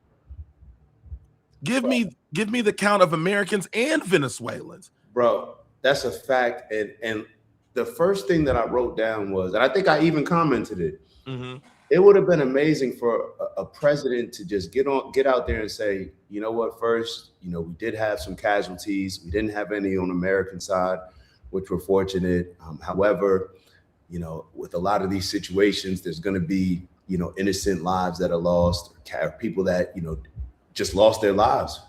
Like, let's acknowledge that, first and foremost before moving on. Like, I'm not even saying that you got to give a moment of silence, but just to show some understanding and human decency that there were lives lost based on a decision that you made. It's like, we know that you're on bullshit with it anyway. But even if you weren't on BS, even if you thought like, hey, this was a decision that we made, it was really to preserve a lot of the democracy or to try to fix the democracy, even if we know that it wasn't any of those things. But even if it was, it's like to have some decency and recognizing like, yo, there's human lives that were lost here. Right. But because people are so tribal, because we've been convinced, like we've been manipulated into being so tribal. You know what's crazy? Like as kids, you're intrigued by the new kid who comes from a different school, who comes from a different town, maybe. You're intrigued by somebody coming from a different place. Like oh, that's Harlem right there. Like Harlem, Lonnie B. We call him Lonnie B. Rest in peace, bro. But you're intrigued because he brings a different culture. You know what I mean? It's a different appreciation. Like, why are we so different as far as doing that in life? Yeah. Like, bro, like, and any common, like any decent human being, we know that we've had interactions with people from many different cultures, and they're just as dope or doper than a lot of the people that we hang out with on a regular basis. It's like we know this, but we just get convinced and tricked off, and it's all just fear. You know what it comes down to? It's all just fear, because regardless of anything, we live with the comfort that people throughout the rest of the world are scared to death to fuck with America. So it's like we accept the bullying nature when the bullying is on our side and when it works in our favor. But when that bully starts to get punched in the face, and when this other kid starts to go get their cousins and go get their big brother, now you gotta, now the bully ain't, you get what I'm saying? Like, it's just like America ain't felt that yet. America ain't felt that, bro. And we walk around with this energy to where, and it's like the politicians aren't even the bullies, bro. This is like with Troy when Achilles tells Agamemnon, like, what a day it'll be when kings fight their own battles, bro. Ooh, yeah, we've been discussing that for like 3 months now. Like Trump, you not no bully in real life. You've never been a bully as far as taking a life. You've been a bully in business, you know what I'm saying? But you've never been a bully as far as like what it's like taking somebody's life. Man, that's a different category. And now you got the ability to do so. And now you it's like you're losing touch, brother. You're losing touch, bro. You're losing your soul. You just pressing a button now because it's so easy. It's convenient. When you got the military at your fingertips, like this is Call of Duty, modern warfare. It desensitizes you to how difficult it is to take a life, to bury a life, to bury somebody based on decisions that they made, as if you are the God to make that decision. Like, bro, like it shouldn't be this easy to just go bomb a platoon and take life. Even in the game of sports, when we talk about what is one of the first things we do when after a victory and there's been an injury to the other team, when somebody gets hurt and somebody hurts their knee on the football field, it's both teams take knees in order to show respect that although this is a battle, this is a fight to us, it's never more than having respect for our opponent. We always will have respect for our opponent, although we may not have the same jersey on. And this is how you know not all people have been put in these type of positions to know where the speedometer stops. And so they have pushed this propaganda as if being American is taking it way past moral and ethics and extremes. We're willing to kill, steal, stab, hang. We don't care. I'm an American. And it's just like, guys, they're not giving you the other side, the fine print of that you have to, we are associated. We speak about how religion, like based on your religion, you can be held accountable for the things people within your religion are doing that you're not doing. And people may look at you like that. I was in an argument the other day on Instagram talking about that church, the church edit, when the Christian church, somebody came in and said, why are you upset that they forgave him just because they're not operating like Muslims and cutting their heads off? Wait, what? No, hold on, I missed that. I want to make sure that I hear that. Remember that video we were watching? Yeah. Somebody in the comments was arguing with me saying, because I said, nobody's holding anybody accountable in the congregation. I was like, why y'all not holding nobody accountable? Y'all not gonna call them out? And then somebody commented back to me and said, why is it so important that we need to necessarily call it out? Like, just because we're not chopping their heads like Muslims doesn't mean that we're not gonna hold him accountable. And then my response to him is like, how did Muslims enter the chat? I'll tell you how they entered the chat. It's the Well, same. I know why, but it's just like, this is what we do. So like, because a small minority group of people that may be operating a particular way, you take on the front of that. Or most people believe black people do this, so take on the front of that. Like, but it's just like, when it comes to just our country that we all share as all Americans, for some reason, we don't want to take the good and the bad of being an American. We just want to take the good of it.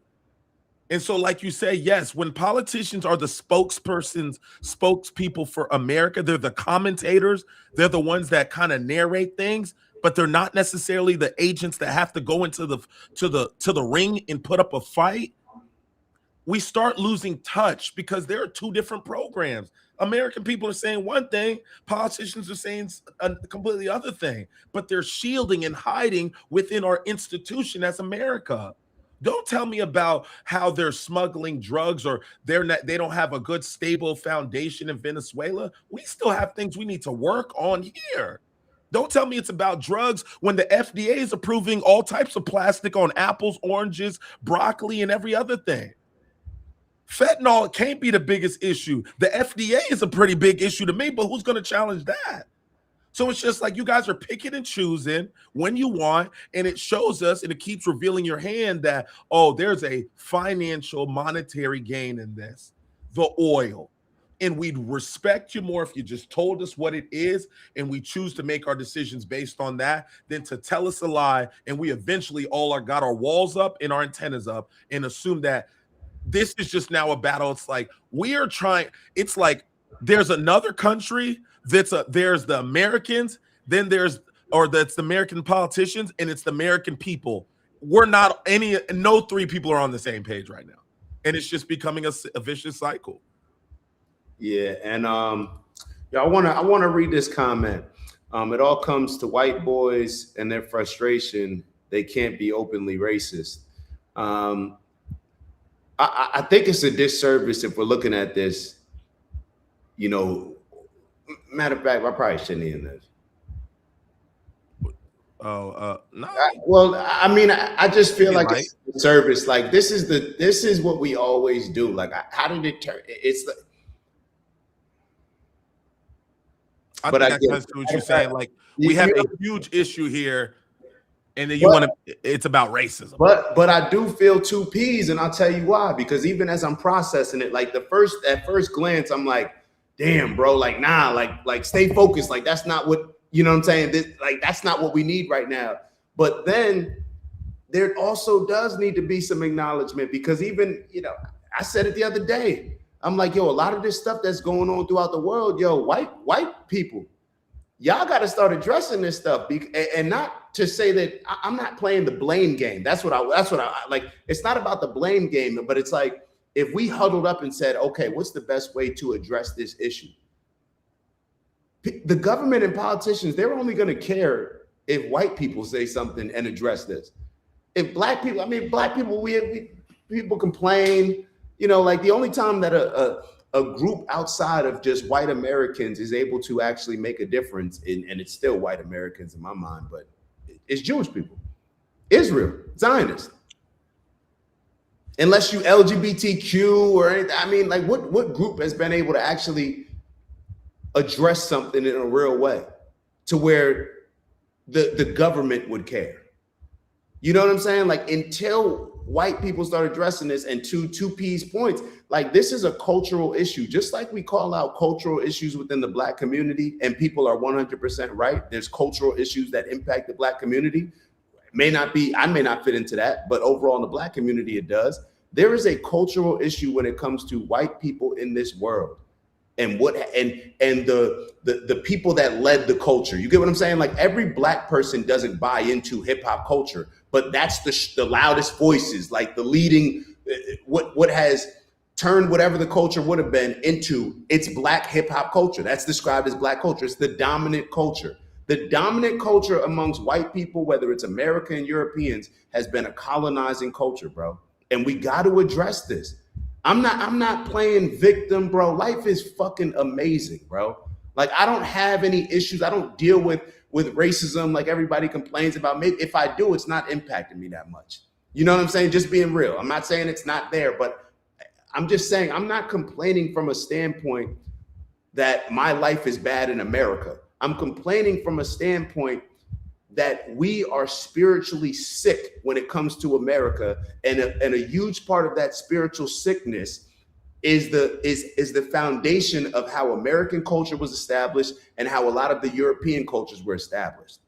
A lot of the things that we see, how we can just colonize this group, colonize that group, create like to where we have the audacity to think that you could. I mean, even the formation of Israel. There's so many different examples of this, bro. It's a bully mentality, bro. Forget Jewish people thinking they're chosen ones. A lot of that European energy is a chosen one energy because doctrine of discovery, manifest destiny, that's just become the norm to where we think that we could just go and bully other countries because we don't like what they're doing or they're not giving us what we want them to give to us. I don't know how else to say it without being real with y'all, bro. I don't know how else to describe this. I don't know how else to describe this. And Liberty Twitcher wrote, are any of the whites good? How do we know which are the good ones versus the bad ones? This is why we have to be very careful with this conversation, because this is the same thing when it comes to black people. Are any of the black people nonviolent? Are any of the black girls not going up there shaking their asses and sexualizing themselves? Yes, of course. And this is why I put pressure on black people. Bro, y'all got everybody else looking at us crazy because y'all keep condoning and pushing and promoting this bullshit. Whether you're actively participating in it, whether you're actively pushing it as far as selling the product, or if you're just buying the product. So then what it does is it creates this prejudice, which and a lot of prejudices are true. It creates a prejudice to where now people looking at the rest of us all crazy. So it's the same thing here. Like, come on now, we can't. Are there any good white people? Come on, bro. We can't do that. That's like saying, are there any black people that aren't niggas? Like, are there any non-niggas, like the ignorant ones? Are there any you get what I'm saying? So this is but once again, the onus and the emphasis is on white people in this standpoint. Because what do we always talk about in other instances? It's on the good cops, the quote unquote good cops. If you want to consider yourself a good cop, then it is your responsibility to address the bullshit that happens with the bad cops. So I'm hearing every single side of it, and because this is how things get so crazy, and this is how typically people are able to get manipulate us emotionally, because it's easy to just look at this conversation and just blame white people or just blame this or just blame that. It's easy for us to separate, but this is why I say we need a spiritual awakening, because the spiritual awakening is going to create a certain aspect of tribalism, but that aspect is going to be based on the good beings, positive people that are living by that golden rule of treating others the way that they want to be treated. It's that spiritual awakening versus everything else that's demonic outside of that. It's positive versus negative. It's not black versus white. It's not America versus it's positive godliness, healthy spirituality versus everything else.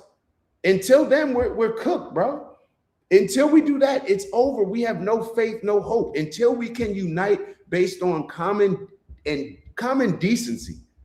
Principles. We don't need to go to the library and learn how to treat each other. We know exactly how we should be treating each other, just like we know exactly how we want to be treated, with respect and decency across the board.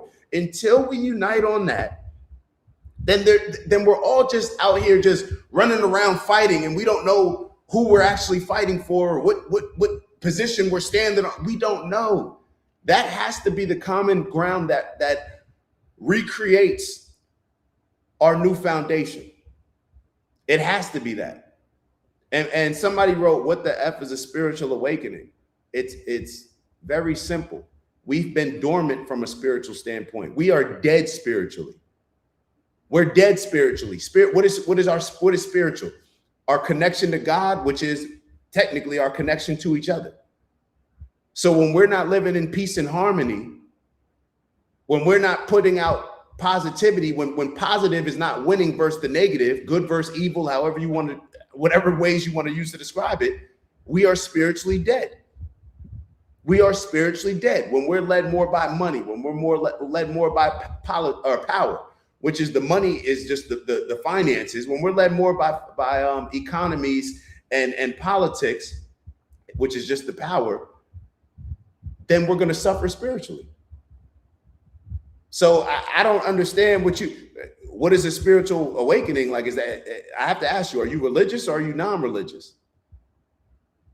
What could be considered a spiritual awakening? How about if you're Christian, a spiritual awakening would be exactly what Jesus was trying to create, listening to Jesus's teachings. That would be a huge spiritual awakening. Or a spiritual awakening could be, hey, I'm just going to start treating others the way that I want to be treated. Because that's not the dominant spiritual energy. The dominant spiritual energy right now is I can kill them as long as they're not a part of my tribe. And if somebody else, kills them and they're not a part of my tribe, let me just mind my business, hold my tongue, because it doesn't address me. That's what we're dealing with from a spiritual standpoint, from my perspective. And this is just all my opinion. This is just all my opinion. So let me make sure I'm trying to keep up with some of the comments.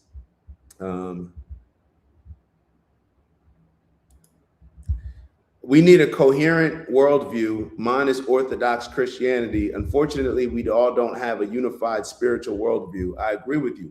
Well, why not? Religion is different than spirituality.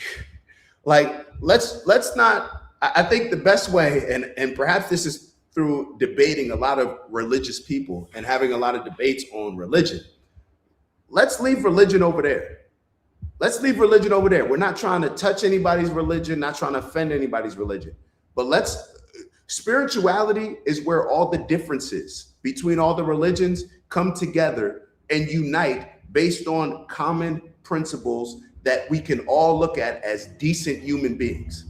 That's where spirituality is. Spirituality is when you can't just go in your bubble to where, hey, if you got a Christian here who believes in this sect of Christianity, you got a Muslim here who believes in this Muslim, they may never see things the same way. I never understood how Judeo-Christian values work. I don't see how somebody who's Jewish could see things ever the same way as somebody who's Christian. Like, it just doesn't make any sense to me. But where spirituality comes into play, and Trump used the word supersede in his speech, spirituality should supersede all of it. Because the spirituality is the connection of all of us that are divided, all the different tribes of this religion, this ethnic group, this whatever. Spirituality should be the one common thing that we all, it's the common, using Baha'i terms, it's that one common faith. That's what spirituality is. Spirituality should supersede everything, because all of the religions, think about this, if you belong to a religion, all of the religions could be acting in the best interest of their religious group. And what does that produce? World War, the Crusades. Because everybody's trying to say this religion, oh, this is the way. No, this is what my religion says. Bro, put all that stuff to the side. That type of mindset hasn't worked. We need to figure something else out. Spirituality is what's above that.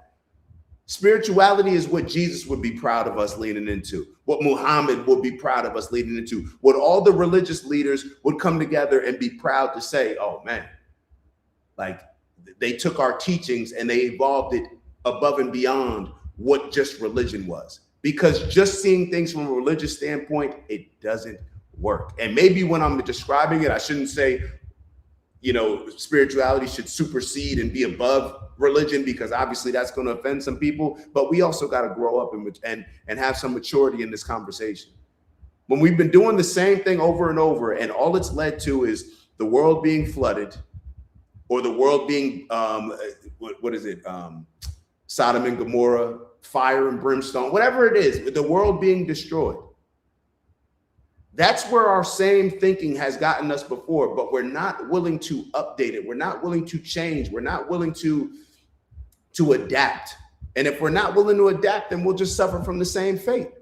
It's all tribalism, bro. Like, we got to figure this out from a spiritual standpoint.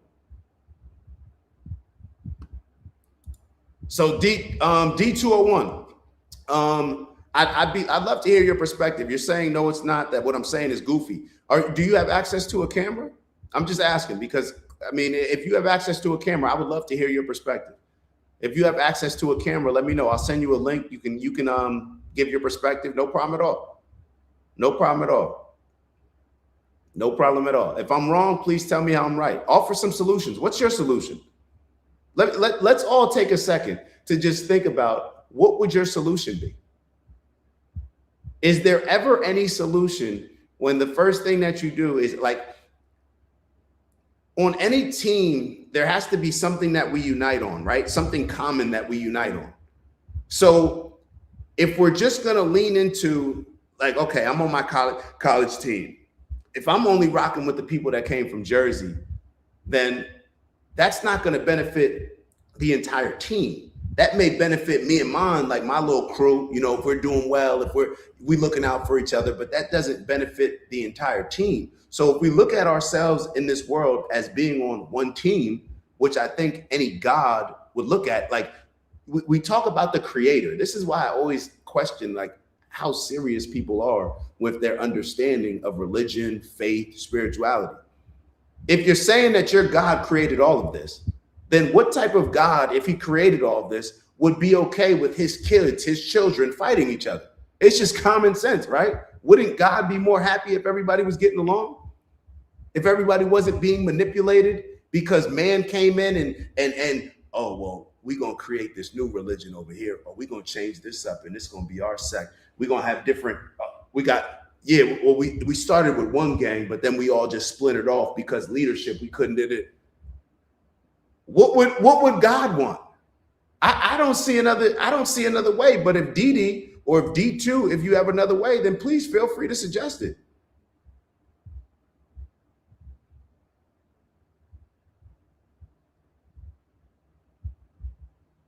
Oh, so D201. Okay, I thought you were saying that none of the stuff that I'm saying makes sense. I don't know, but yeah. So DD, bro, man, I don't, but I love what you guys do and would love to come on next time. I will get 100%. You are on target, bro. I don't know if I'm on target. I don't know anything. I'm just processing this in real time with y'all and trying to figure out a solution. Like, even if y'all know I relate everything to sports. Nobody knows if the play is going to work. Like, oh, we wrote out this play.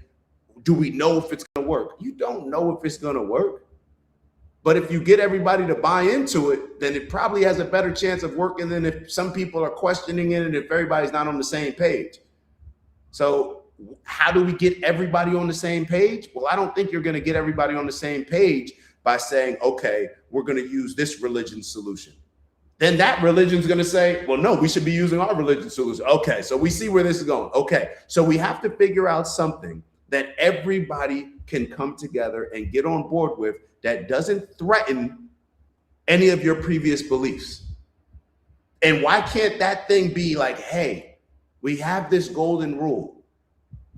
We understand that, okay, there's a certain amount of respect that comes about when you just treat others the way that you want to be treated. And if we look at the world through that lens, I think we can make sense of it and we can figure out some things to come together and have a common understanding or something common that we can fight for, not just something common that we can fight against. Because this is all politics is. It's, oh no, we're fighting against that. This is why I voted for Trump. I was fighting against all the cultural issues. I didn't want boys competing in sports against girls. I didn't want y'all just opening up the whole border. We don't even have the infrastructure to take care of America as it is. The LGBTQ, y'all pushing this stuff on little kids. Like, what are y'all trying to do? I didn't like the cultural stuff. So I was fighting against the cultural stuff and it led me to Trump. And now look where I'm at. Embarrassed. Completely embarrassed. I got to take responsibility for that. All this goofy stuff Trump's doing, yeah, I got to take responsibility for that. I'd be a coward if I don't. And somebody in the comments wrote, well, it would have been the same or just the same as if a Democrat was voted in. Well, yeah, I understand that. Let's also, I know I may not say it, but I'm very well aware that Kamala Harris and Joe Biden never even asked for a ceasefire. Now, I know a lot of Democrats may conveniently avoid that now because obviously all the heat's on Trump, but I'm cool with that. There doesn't need to be any deflection. Trump won. Trump's in office. I'm criticizing Trump. It does me no good to criticize, well, if Biden won or if Kamala won, it would have been the same. Yeah, any common sense, decent human being understands that there would have been complaints no matter who's in office. Now, we may not agree to the extent of those complaints. Some people, well, it would have been better if this or that. Cool. I'm criticizing who's in the game, bro. If somebody's in the game and they're playing, I'm criticizing them, not criticizing somebody who's on the bench, bro.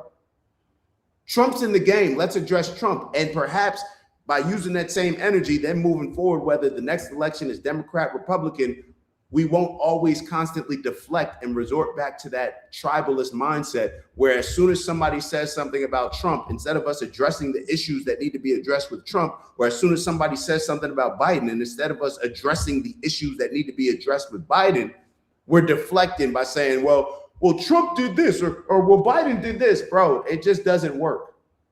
All it does is give excuses to these people that are running the country or that are... When I say running, I guess the proper word would be managing the country for a lot of these elites. No, I hear you over there, Glay. I can hear everything you're saying. I mean, you're coming from a solution-based thing, bro. I don't know if everybody.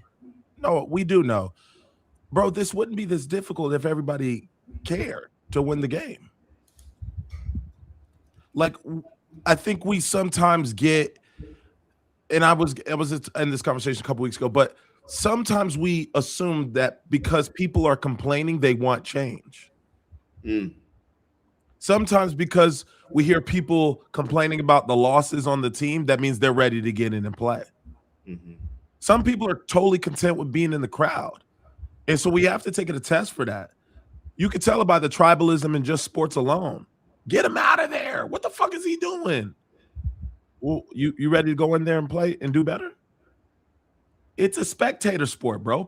This is politics. All DC is like I said, it's Hollywood. There's a crowd with popcorn that just likes to sit back and give their Rotten Tomatoes opinion. That's it. I don't want to do nothing more because it requires too much responsibility, self-reflection, accountability. Bro, I don't want to be responsible of the budget to make Avatar 3. I just want to give you my opinion on it. And so we tend to speak to the audience that has popcorn, not the people that are producing the movies. And so we have to make sure that first and foremost, we have to create a filtration system and make sure that, hey, raise of hands. Everybody's here. We do have the common goal, right? You'd be surprised how many people don't raise their hand when they see the sacrifice that'd be made. Then you'd be speaking to the right people. But just because people got opinions and they give their 5-star review, 4-star reviews, 3-star review, 1-star review, I don't care if you're religious, political, wherever you go, it does not mean that they are willing to get involved to make a change. People, it's just easy to critique LeBron James. It's much harder to become better than him. And that we have always given a safe space in America, but overall in the world, we've always given a safe space for the crowd to give their opinion and not be held accountable to any of it. We've always given, they can say whatever they want in the comments. I heard somebody talking about I heard you going back and forth, somebody might have called, like, that's goofy. Yeah, you see what the crowd does? Nobody talks to you like that, Dak. I've been around you my whole life. Nobody speaks to you like that. Nobody walking this earth speaks to you like that, besides the crowd. Because the crowd has an invisible shield where they can always not have to get in the game and do better than LeBron, but they can cast their opinions. So we have to make sure that we know sometimes when people complaining, bro, that don't mean they want change. We not stupid. We know how to apply change. We know how to make change. If they was ready to make a change, bro, we wouldn't be having this conversation to begin with. The masses would be upset. The issue is it's much easier to become a keyboard warrior and complain about Trump than to take self-accountability and say, yo, I voted for Trump and he on goofy shit. Bro, nobody, that's not a bag anybody's, that's not a medal anybody's trying to necessarily obtain for what? You got to remember, man, not everybody was raised by men and fathers and good examples, bro. You got to know you as a special individual that's been around special people. And I'm sure there are a lot of people as well in the comments that understand where I'm coming from. But there's a reason why as a kid you have 100 friends and when you grow up you only have 1 or 2. There's a reason why as you get older you become more secluded and more private to yourself. Because you start realizing, damn, the sandbox was so easy. What happened? Why can't we? Oh, because people have ulterior motives. We never got to meet the parents. Maybe the sandbox wouldn't look like it looked like if the parents were involved. Because the reason the sandbox was so diverse and so different is because we didn't have parental judgments and opinions, and we didn't have monetary gains, and we didn't have politics going on. Bro, we loved everybody for everybody. The only possible fight you could have got into in the sandbox is the girls versus guy thing. Well, she wants to go first. And the guys are like, no, that's not fair. That's the max you would get. And then it begins. What does the dad or the parents start coming in? Hey, girls first. Boom. And then the parents start dictating to us how the sandbox should look. Man, we made our own sandbox, bro. Like you said, we weren't religious when we was in the sandbox, Dak. We were spiritual. Mm-hmm. Yeah. Oh, Saturday, baby. Oh, okay. Bro got 8 hours. You got 8 hours last night. Bro got 8 hours. I'm on that type of time. Jeez, one more time. I wasn't religious in the sandbox. I was you see the goosebumps that just came out, bro? Yo, for real, bro. Come on. Yo, let me and this is where I think so D2 was the one that said that. And he said, what I said was goofy is Muslims and Christians coming together. Why is that goofy? Why is that goofy? And this is what, and perhaps this is why it's also important that we learn a lot of history and stuff. Muslims were taking in Jewish people. There were Palestinian people that when Jewish people were kicked out of Europe, that they took them into their homes. I believe Bella Hadid's grandmother or grandfather have a story like this. I'm telling you to look at, you're telling me to look at history. I'm giving you an example. And you know what else people come together on? If the evil Christians and the evil Muslims can come together and the evil Jewish people, because we see a lot of that operating.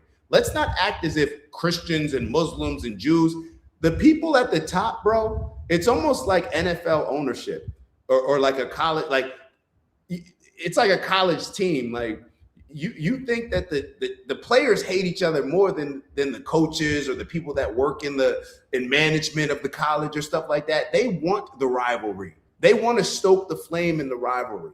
But in all actuality, the players are the ones that end up hating each other the most because they're convinced to hate each other.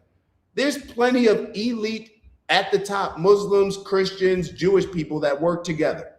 They work together to do evil. Why can't we come together to do positive? If they can come together united under the devil, why can't we come together united under God? I just don't get it. And if Christians and Muslims can't work together, then what does that say about the religions? Is that a religion of God or is that a religion of the devil? And I'm talking about the culture of it, right? We're not talking about the found. I'm not trying to. If you're telling me, I'm telling you that I think that anybody can work together. But if you're telling me that that's not practical, that's goofy, that's not realistic, then what is realistic? because clearly you're pledging your life to a religion that's supposed to help direct you on your path to finding God. But if you're telling me that the very thing that you're using to walk in God's light, like that's the thing that now forces you to not be able to have a relationship with other children of God, isn't that like, maybe that tells a different problem that religious people need to address on their own. But the reason why I'm saying that Muslims, Christians, Jewish people, Buddhists can work together, because all these conversations that we have about this, people are not walking away from their religion. People are not walking away from their religion, whether I think that that's the best solution, whether BK thinks that's the best solution. People will not walk away from their religion. BK, you've been in front of me when I've asked religious people of different backgrounds. If you were presented with a choice, if God gave you a choice, or universe, creator, whatever you want to call it, and the choice was to drop your religion, to walk away from your religion, and the result would be humanity lives in peace and harmony. We achieve that greater peace. Would you be willing to drop your religion for guaranteed peace amongst humanity? Did anybody that I asked that say yes, BK? No. No. So people, so now that we have this, cool. This is what men as leaders do. Okay, this isn't going to work. Do I keep telling them that they need to change their mindset? Because they're not going to change it. Or do I try to figure out another solution? I try to figure out another solution. And I'm glad that you're unpacking this, because perhaps this is the conversation that needs to be had to maybe for us to get to a point where we question what's truly on the table. BK, you and I always have that conversation. There is nothing off the table for us. When it comes, like, I don't care whether you bring up religion. Matter of fact, if somebody presented me with this, maybe this should be a question that a lot of people ask and answer. If I was given the decision to where I could die, I have to give up my life right now in order to achieve peace amongst the world, I would not hesitate. I'll be totally honest. It wouldn't just to be about, I'm being total transparency with y'all. It wouldn't just be about, oh, like that's the right thing to do. From a selfish standpoint also. I want to be on the rafters. Shoot, Max B was talking about he want to be on the wall with the hieroglyphics. Like, I want to be known for something. That's something, oh, I'll be that martyr. The person that was able to, you telling me all I got to do is give up my life, something that I know is going to eventually happen? Perhaps, most likely. And I give up my life and we can have true peace in the world? Of course I would. I mean, that's what Jesus did. Of course I would, bro. I'd be happy to. That would be something proud of. Yo, make sure y'all market my shit, BK. Make sure you get every angle. Make sure you promoting it the right way. Make sure you know what I'm saying? Like who? But see, a lot of people aren't willing to give up the same things that other people are willing to give up. And to me, that's the most disappointing place that I find myself in any situation, that whether it's been in life as a team, a relationship, a family, friends, whatever it may be, when you are willing to give up more than what your teammate is willing to give up to achieve that goal, there is nothing more discouraging than that, bro. There's nothing that has hurt me more than the fact that I'm willing to commit to this goal and give up more and give more. Not only just give up more and sacrifice more, but I'm willing to give more to produce this outcome that both of us, or the group of us, we say we want to produce. There's nothing more discouraging than knowing that other people are not willing to give up what you're willing to give up in order to accomplish the goal. Which goes back to what you said, Glay. People don't care. They're in the crowd, my boy. There's a reason they're in the crowd, and there's a reason that whatever team is on the court. There's a reason why there's a reason why there's 100 people on Alabama's football team, and there's 20, 30, 40,000, 50, 100,000 fans. And they crucify you if you throw the interception in the Super Bowl. Mm-hmm. They hate you if you make a mistake. Bro, that is the hierarchy it's always been. People will always be more comfortable in the stands than they will ever be on the field. And the issue is you will never, that will be something you can never speak and give as far as wisdom. You will always, you will have to physically know that experience personally. And I'm with you 100%. And D201, he said, I would love to come on camera. Bro, you can come on camera with us anytime. We'll just set it up, make sure that you're prepared. And we want to make it fair for you to be able to understand what we're going to discuss. You know, you can present, you know, whatever you want to present. But look at what you're writing. And defend my view on Orthodox Christianity. Bro, you think that we want to spend time defending views on Orthodox Christianity or any type of religion? Think about this. We're over here trying to figure out a way to solve humanity's problems. And you telling me you want to cam up to defend your view on Orthodox Christianity? Let me ask you this. Why do you feel the need to defend it? I've never had to defend anything that I was totally confident in. Why do you even feel the need? What are you going to defend? Why you subscribe to it? Why you pledge it as, why you accept it as your guiding force in life? Yo, that's cool. Like nobody's it's not under attack. Yeah, it's not under attack. But the problem is, but I tell you what, in a lot of situations when I'm insecure about something and somebody brings up something and they could have no intent of addressing what I'm saying, what do we feel? We feel like they're actually attacking the thing that we're insecure about. I'm not attacking your religion, bro. You don't have to come up here and defend Orthodox Christianity. What are you defending it from? You don't have to defend it if you know it. Now, if you just believe, and if you're trying to or trying to find some internal rationalization and understanding as to why you believe it, then that's for you to do on your own. But what's the point of you coming up on here and defending your religion? What's that going to make somebody else do with their religion? Matter of fact, they could have the same religion. They could be Christian. And now they're Protestant, they're this, they're Baptist, they're Presbyterian.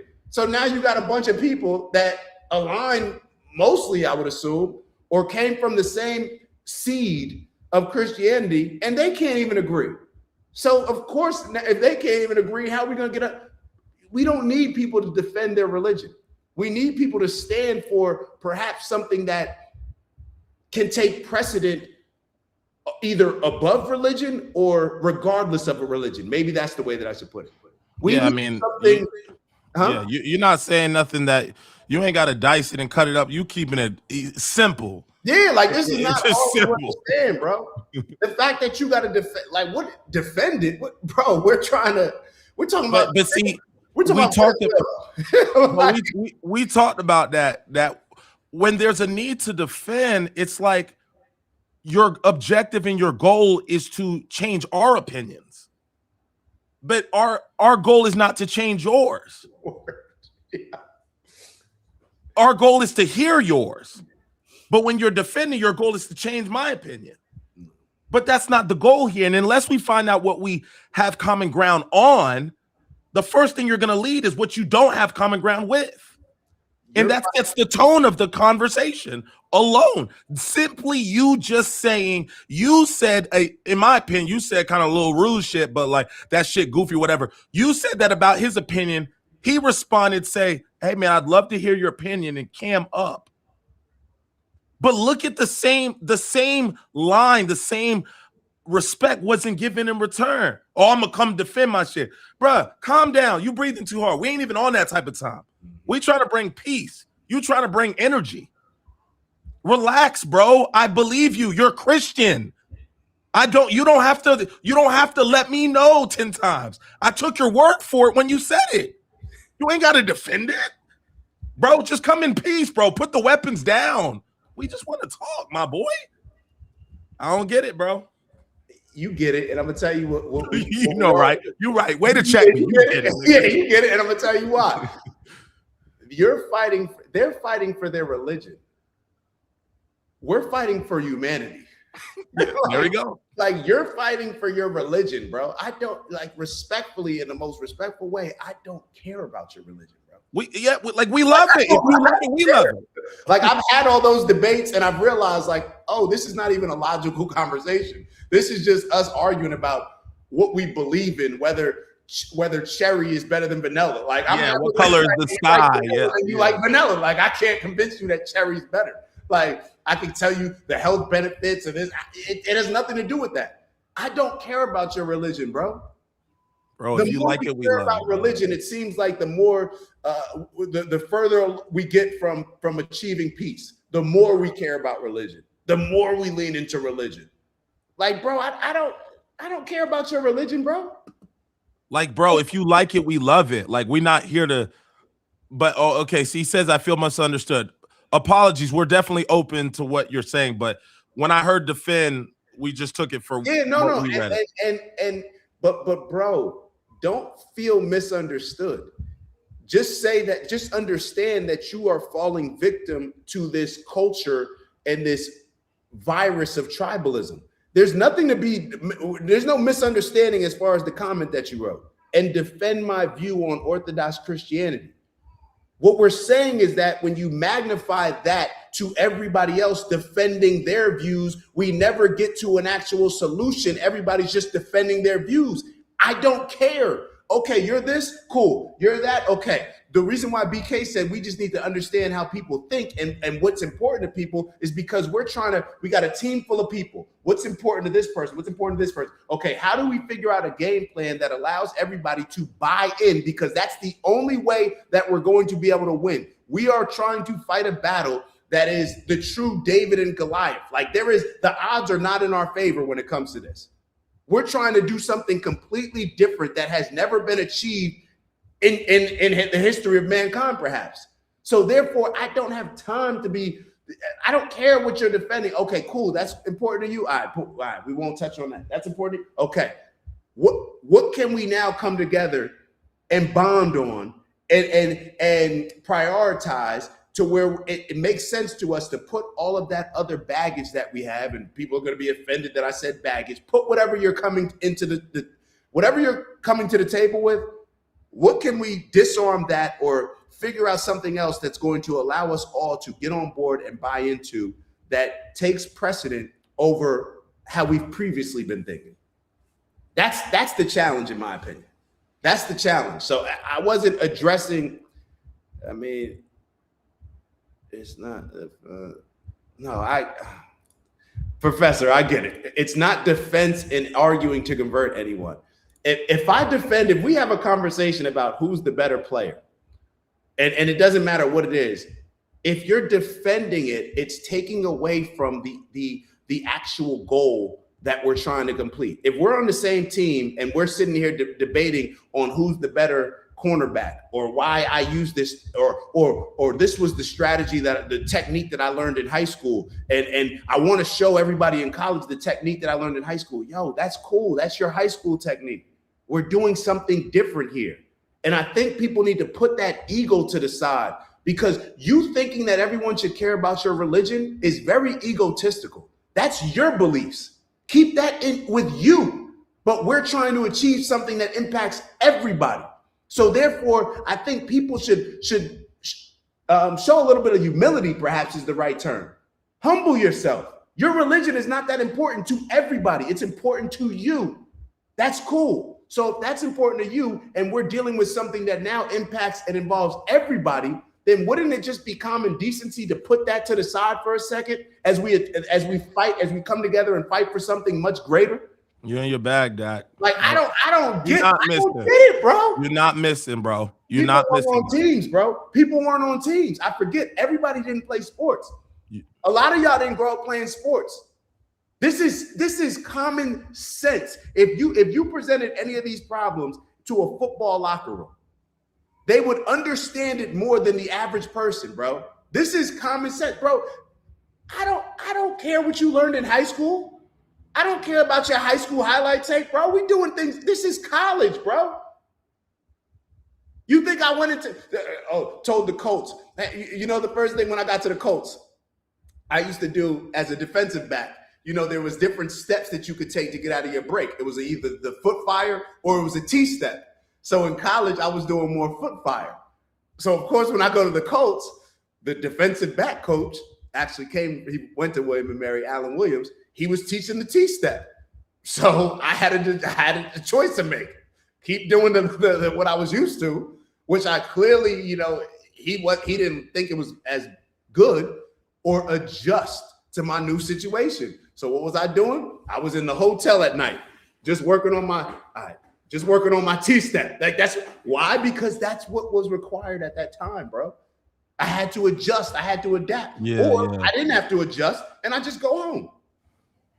And I don't make the team. I get cut. Like, I don't understand. This is what nothing is. Bro, I just think that people that believe just think they're better than other people. Yo, that's what it is. And People I just think that when you don't believe, you don't think you're better than anyone. Hold on. No. You got to get specific with that. Because I just think when you believe, people can take that as you being an atheist. And, oh, you don't believe in God? Of course I believe. No, okay, I see what you mean. People who are religious think they're better than everybody. Yeah. They think they're better than people who are not religious. That's what it comes down to. That's it, bro. It's simple as that. And if they don't like it, then cry me a river, but I don't care. It's just what they think.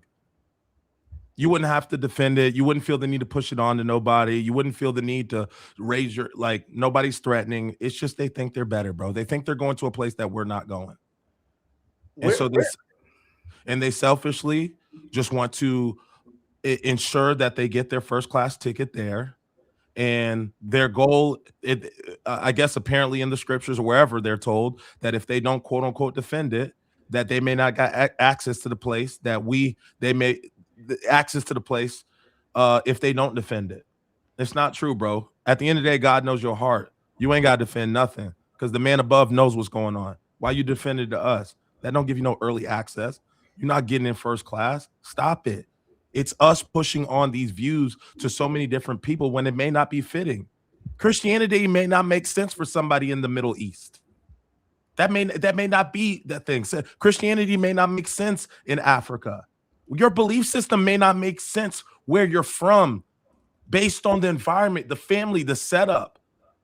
Allow that to be a thing, bro, and just respect that it's different and just have a love that it can be different and still exist in the same building.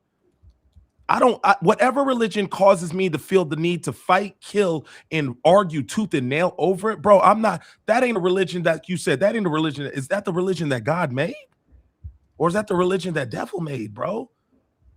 The devil, if the devil created religion, it would make so much more sense to sit here and tell me that God created it. It would make so much more sense if we swapped it out and said the devil made the religion. Then everything would just make so much more sense to me. But anytime you guys say, oh, this is God, this is Jesus, I can't, it's just so difficult to put that square peg into the circle for some reason. So like I said yesterday, bro, if it wasn't for, if the devil wanted to be spoken about for this long, then he would have created religion. And exactly what's happening today is exactly, it had happened centuries ago. The people that think they believe that they're following Yahweh and all these other things think that they're going to a place that other people aren't going. That's simple, bro. And people gotta, like, Christianity is an African religion, bro. Just because something starts as something doesn't mean that it doesn't morph, especially when people try to use it. Like, a lot of people would say this with the Jewish people who are currently in Israel right now, that they've stolen the identity of the true Israelites. And now if you look at what is Israel and what is Judaism, who do you associate it with? Bibi Netanyahu. You don't associate it with the 12 tribes of Israel. So therefore it's morphed. So it's the same thing with Christianity being an African religion, bro. It's like as soon as you change something, all these different translations, like, stop it. The culture of it, I don't care what it started as. The culture of it is not that. So, but I have two questions, Glad, and I need you to cam up for this one. Mm-hmm. I have two questions that I want to ask you. If people, instead of defending religions, and maybe this isn't a question, maybe this is just I think I'm gonna turn it into a question. Are your pastors and religious leaders on live right now?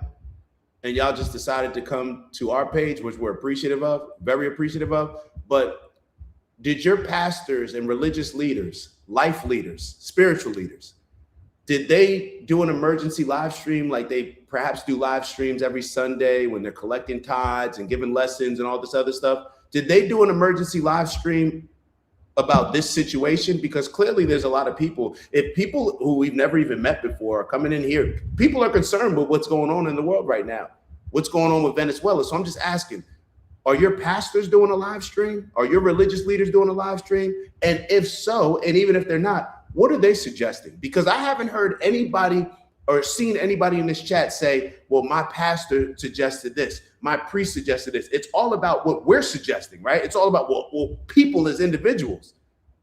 What are the religious leaders suggesting? Please give me some answers. What do the religious leaders suggest as far as how do we gather together and unite people that are not just into that religion, but uniting humanity? What are the suggestions that your religious leaders make? Because I would love to hear that. Because maybe that'll help us when it comes to our goal of uniting people. Because our goal is not just to do good for Black people. Our goal is to not just stand up and make the world a better place for Christians. Our goal is not to just do for Muslims or do for Jewish people or do for this group or that group. It's for humanity. So whenever somebody enters religion into the conversation and they want to defend their or give insight based on what their religious view is, these are the questions that come to mind for me. What are your religious leaders? Do they want to cam up and have a conversation so we can come together and figure out how to move this in a positive direction? What are they suggesting? It's easy to be critical of Donald Trump's leadership, but what about the religious leaders? Where are they leading us? Where are they stepping up? I'm actually very curious of this. Very curious. Let me look at the comments.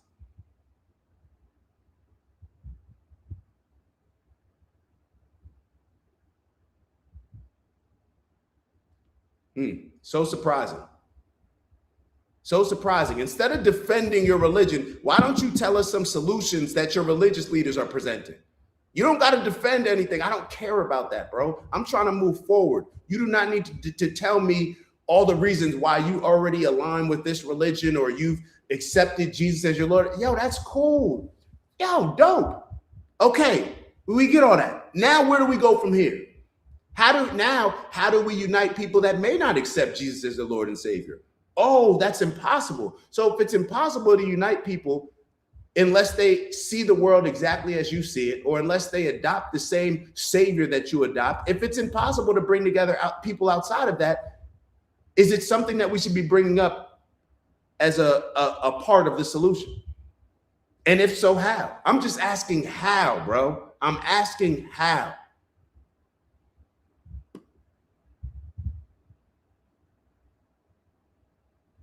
Wait, what?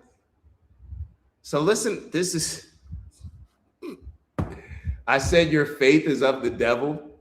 You see, I'm glad y'all are seeing this in real time. This is why this is why it becomes so difficult. If the devil really did create religion, then this is why.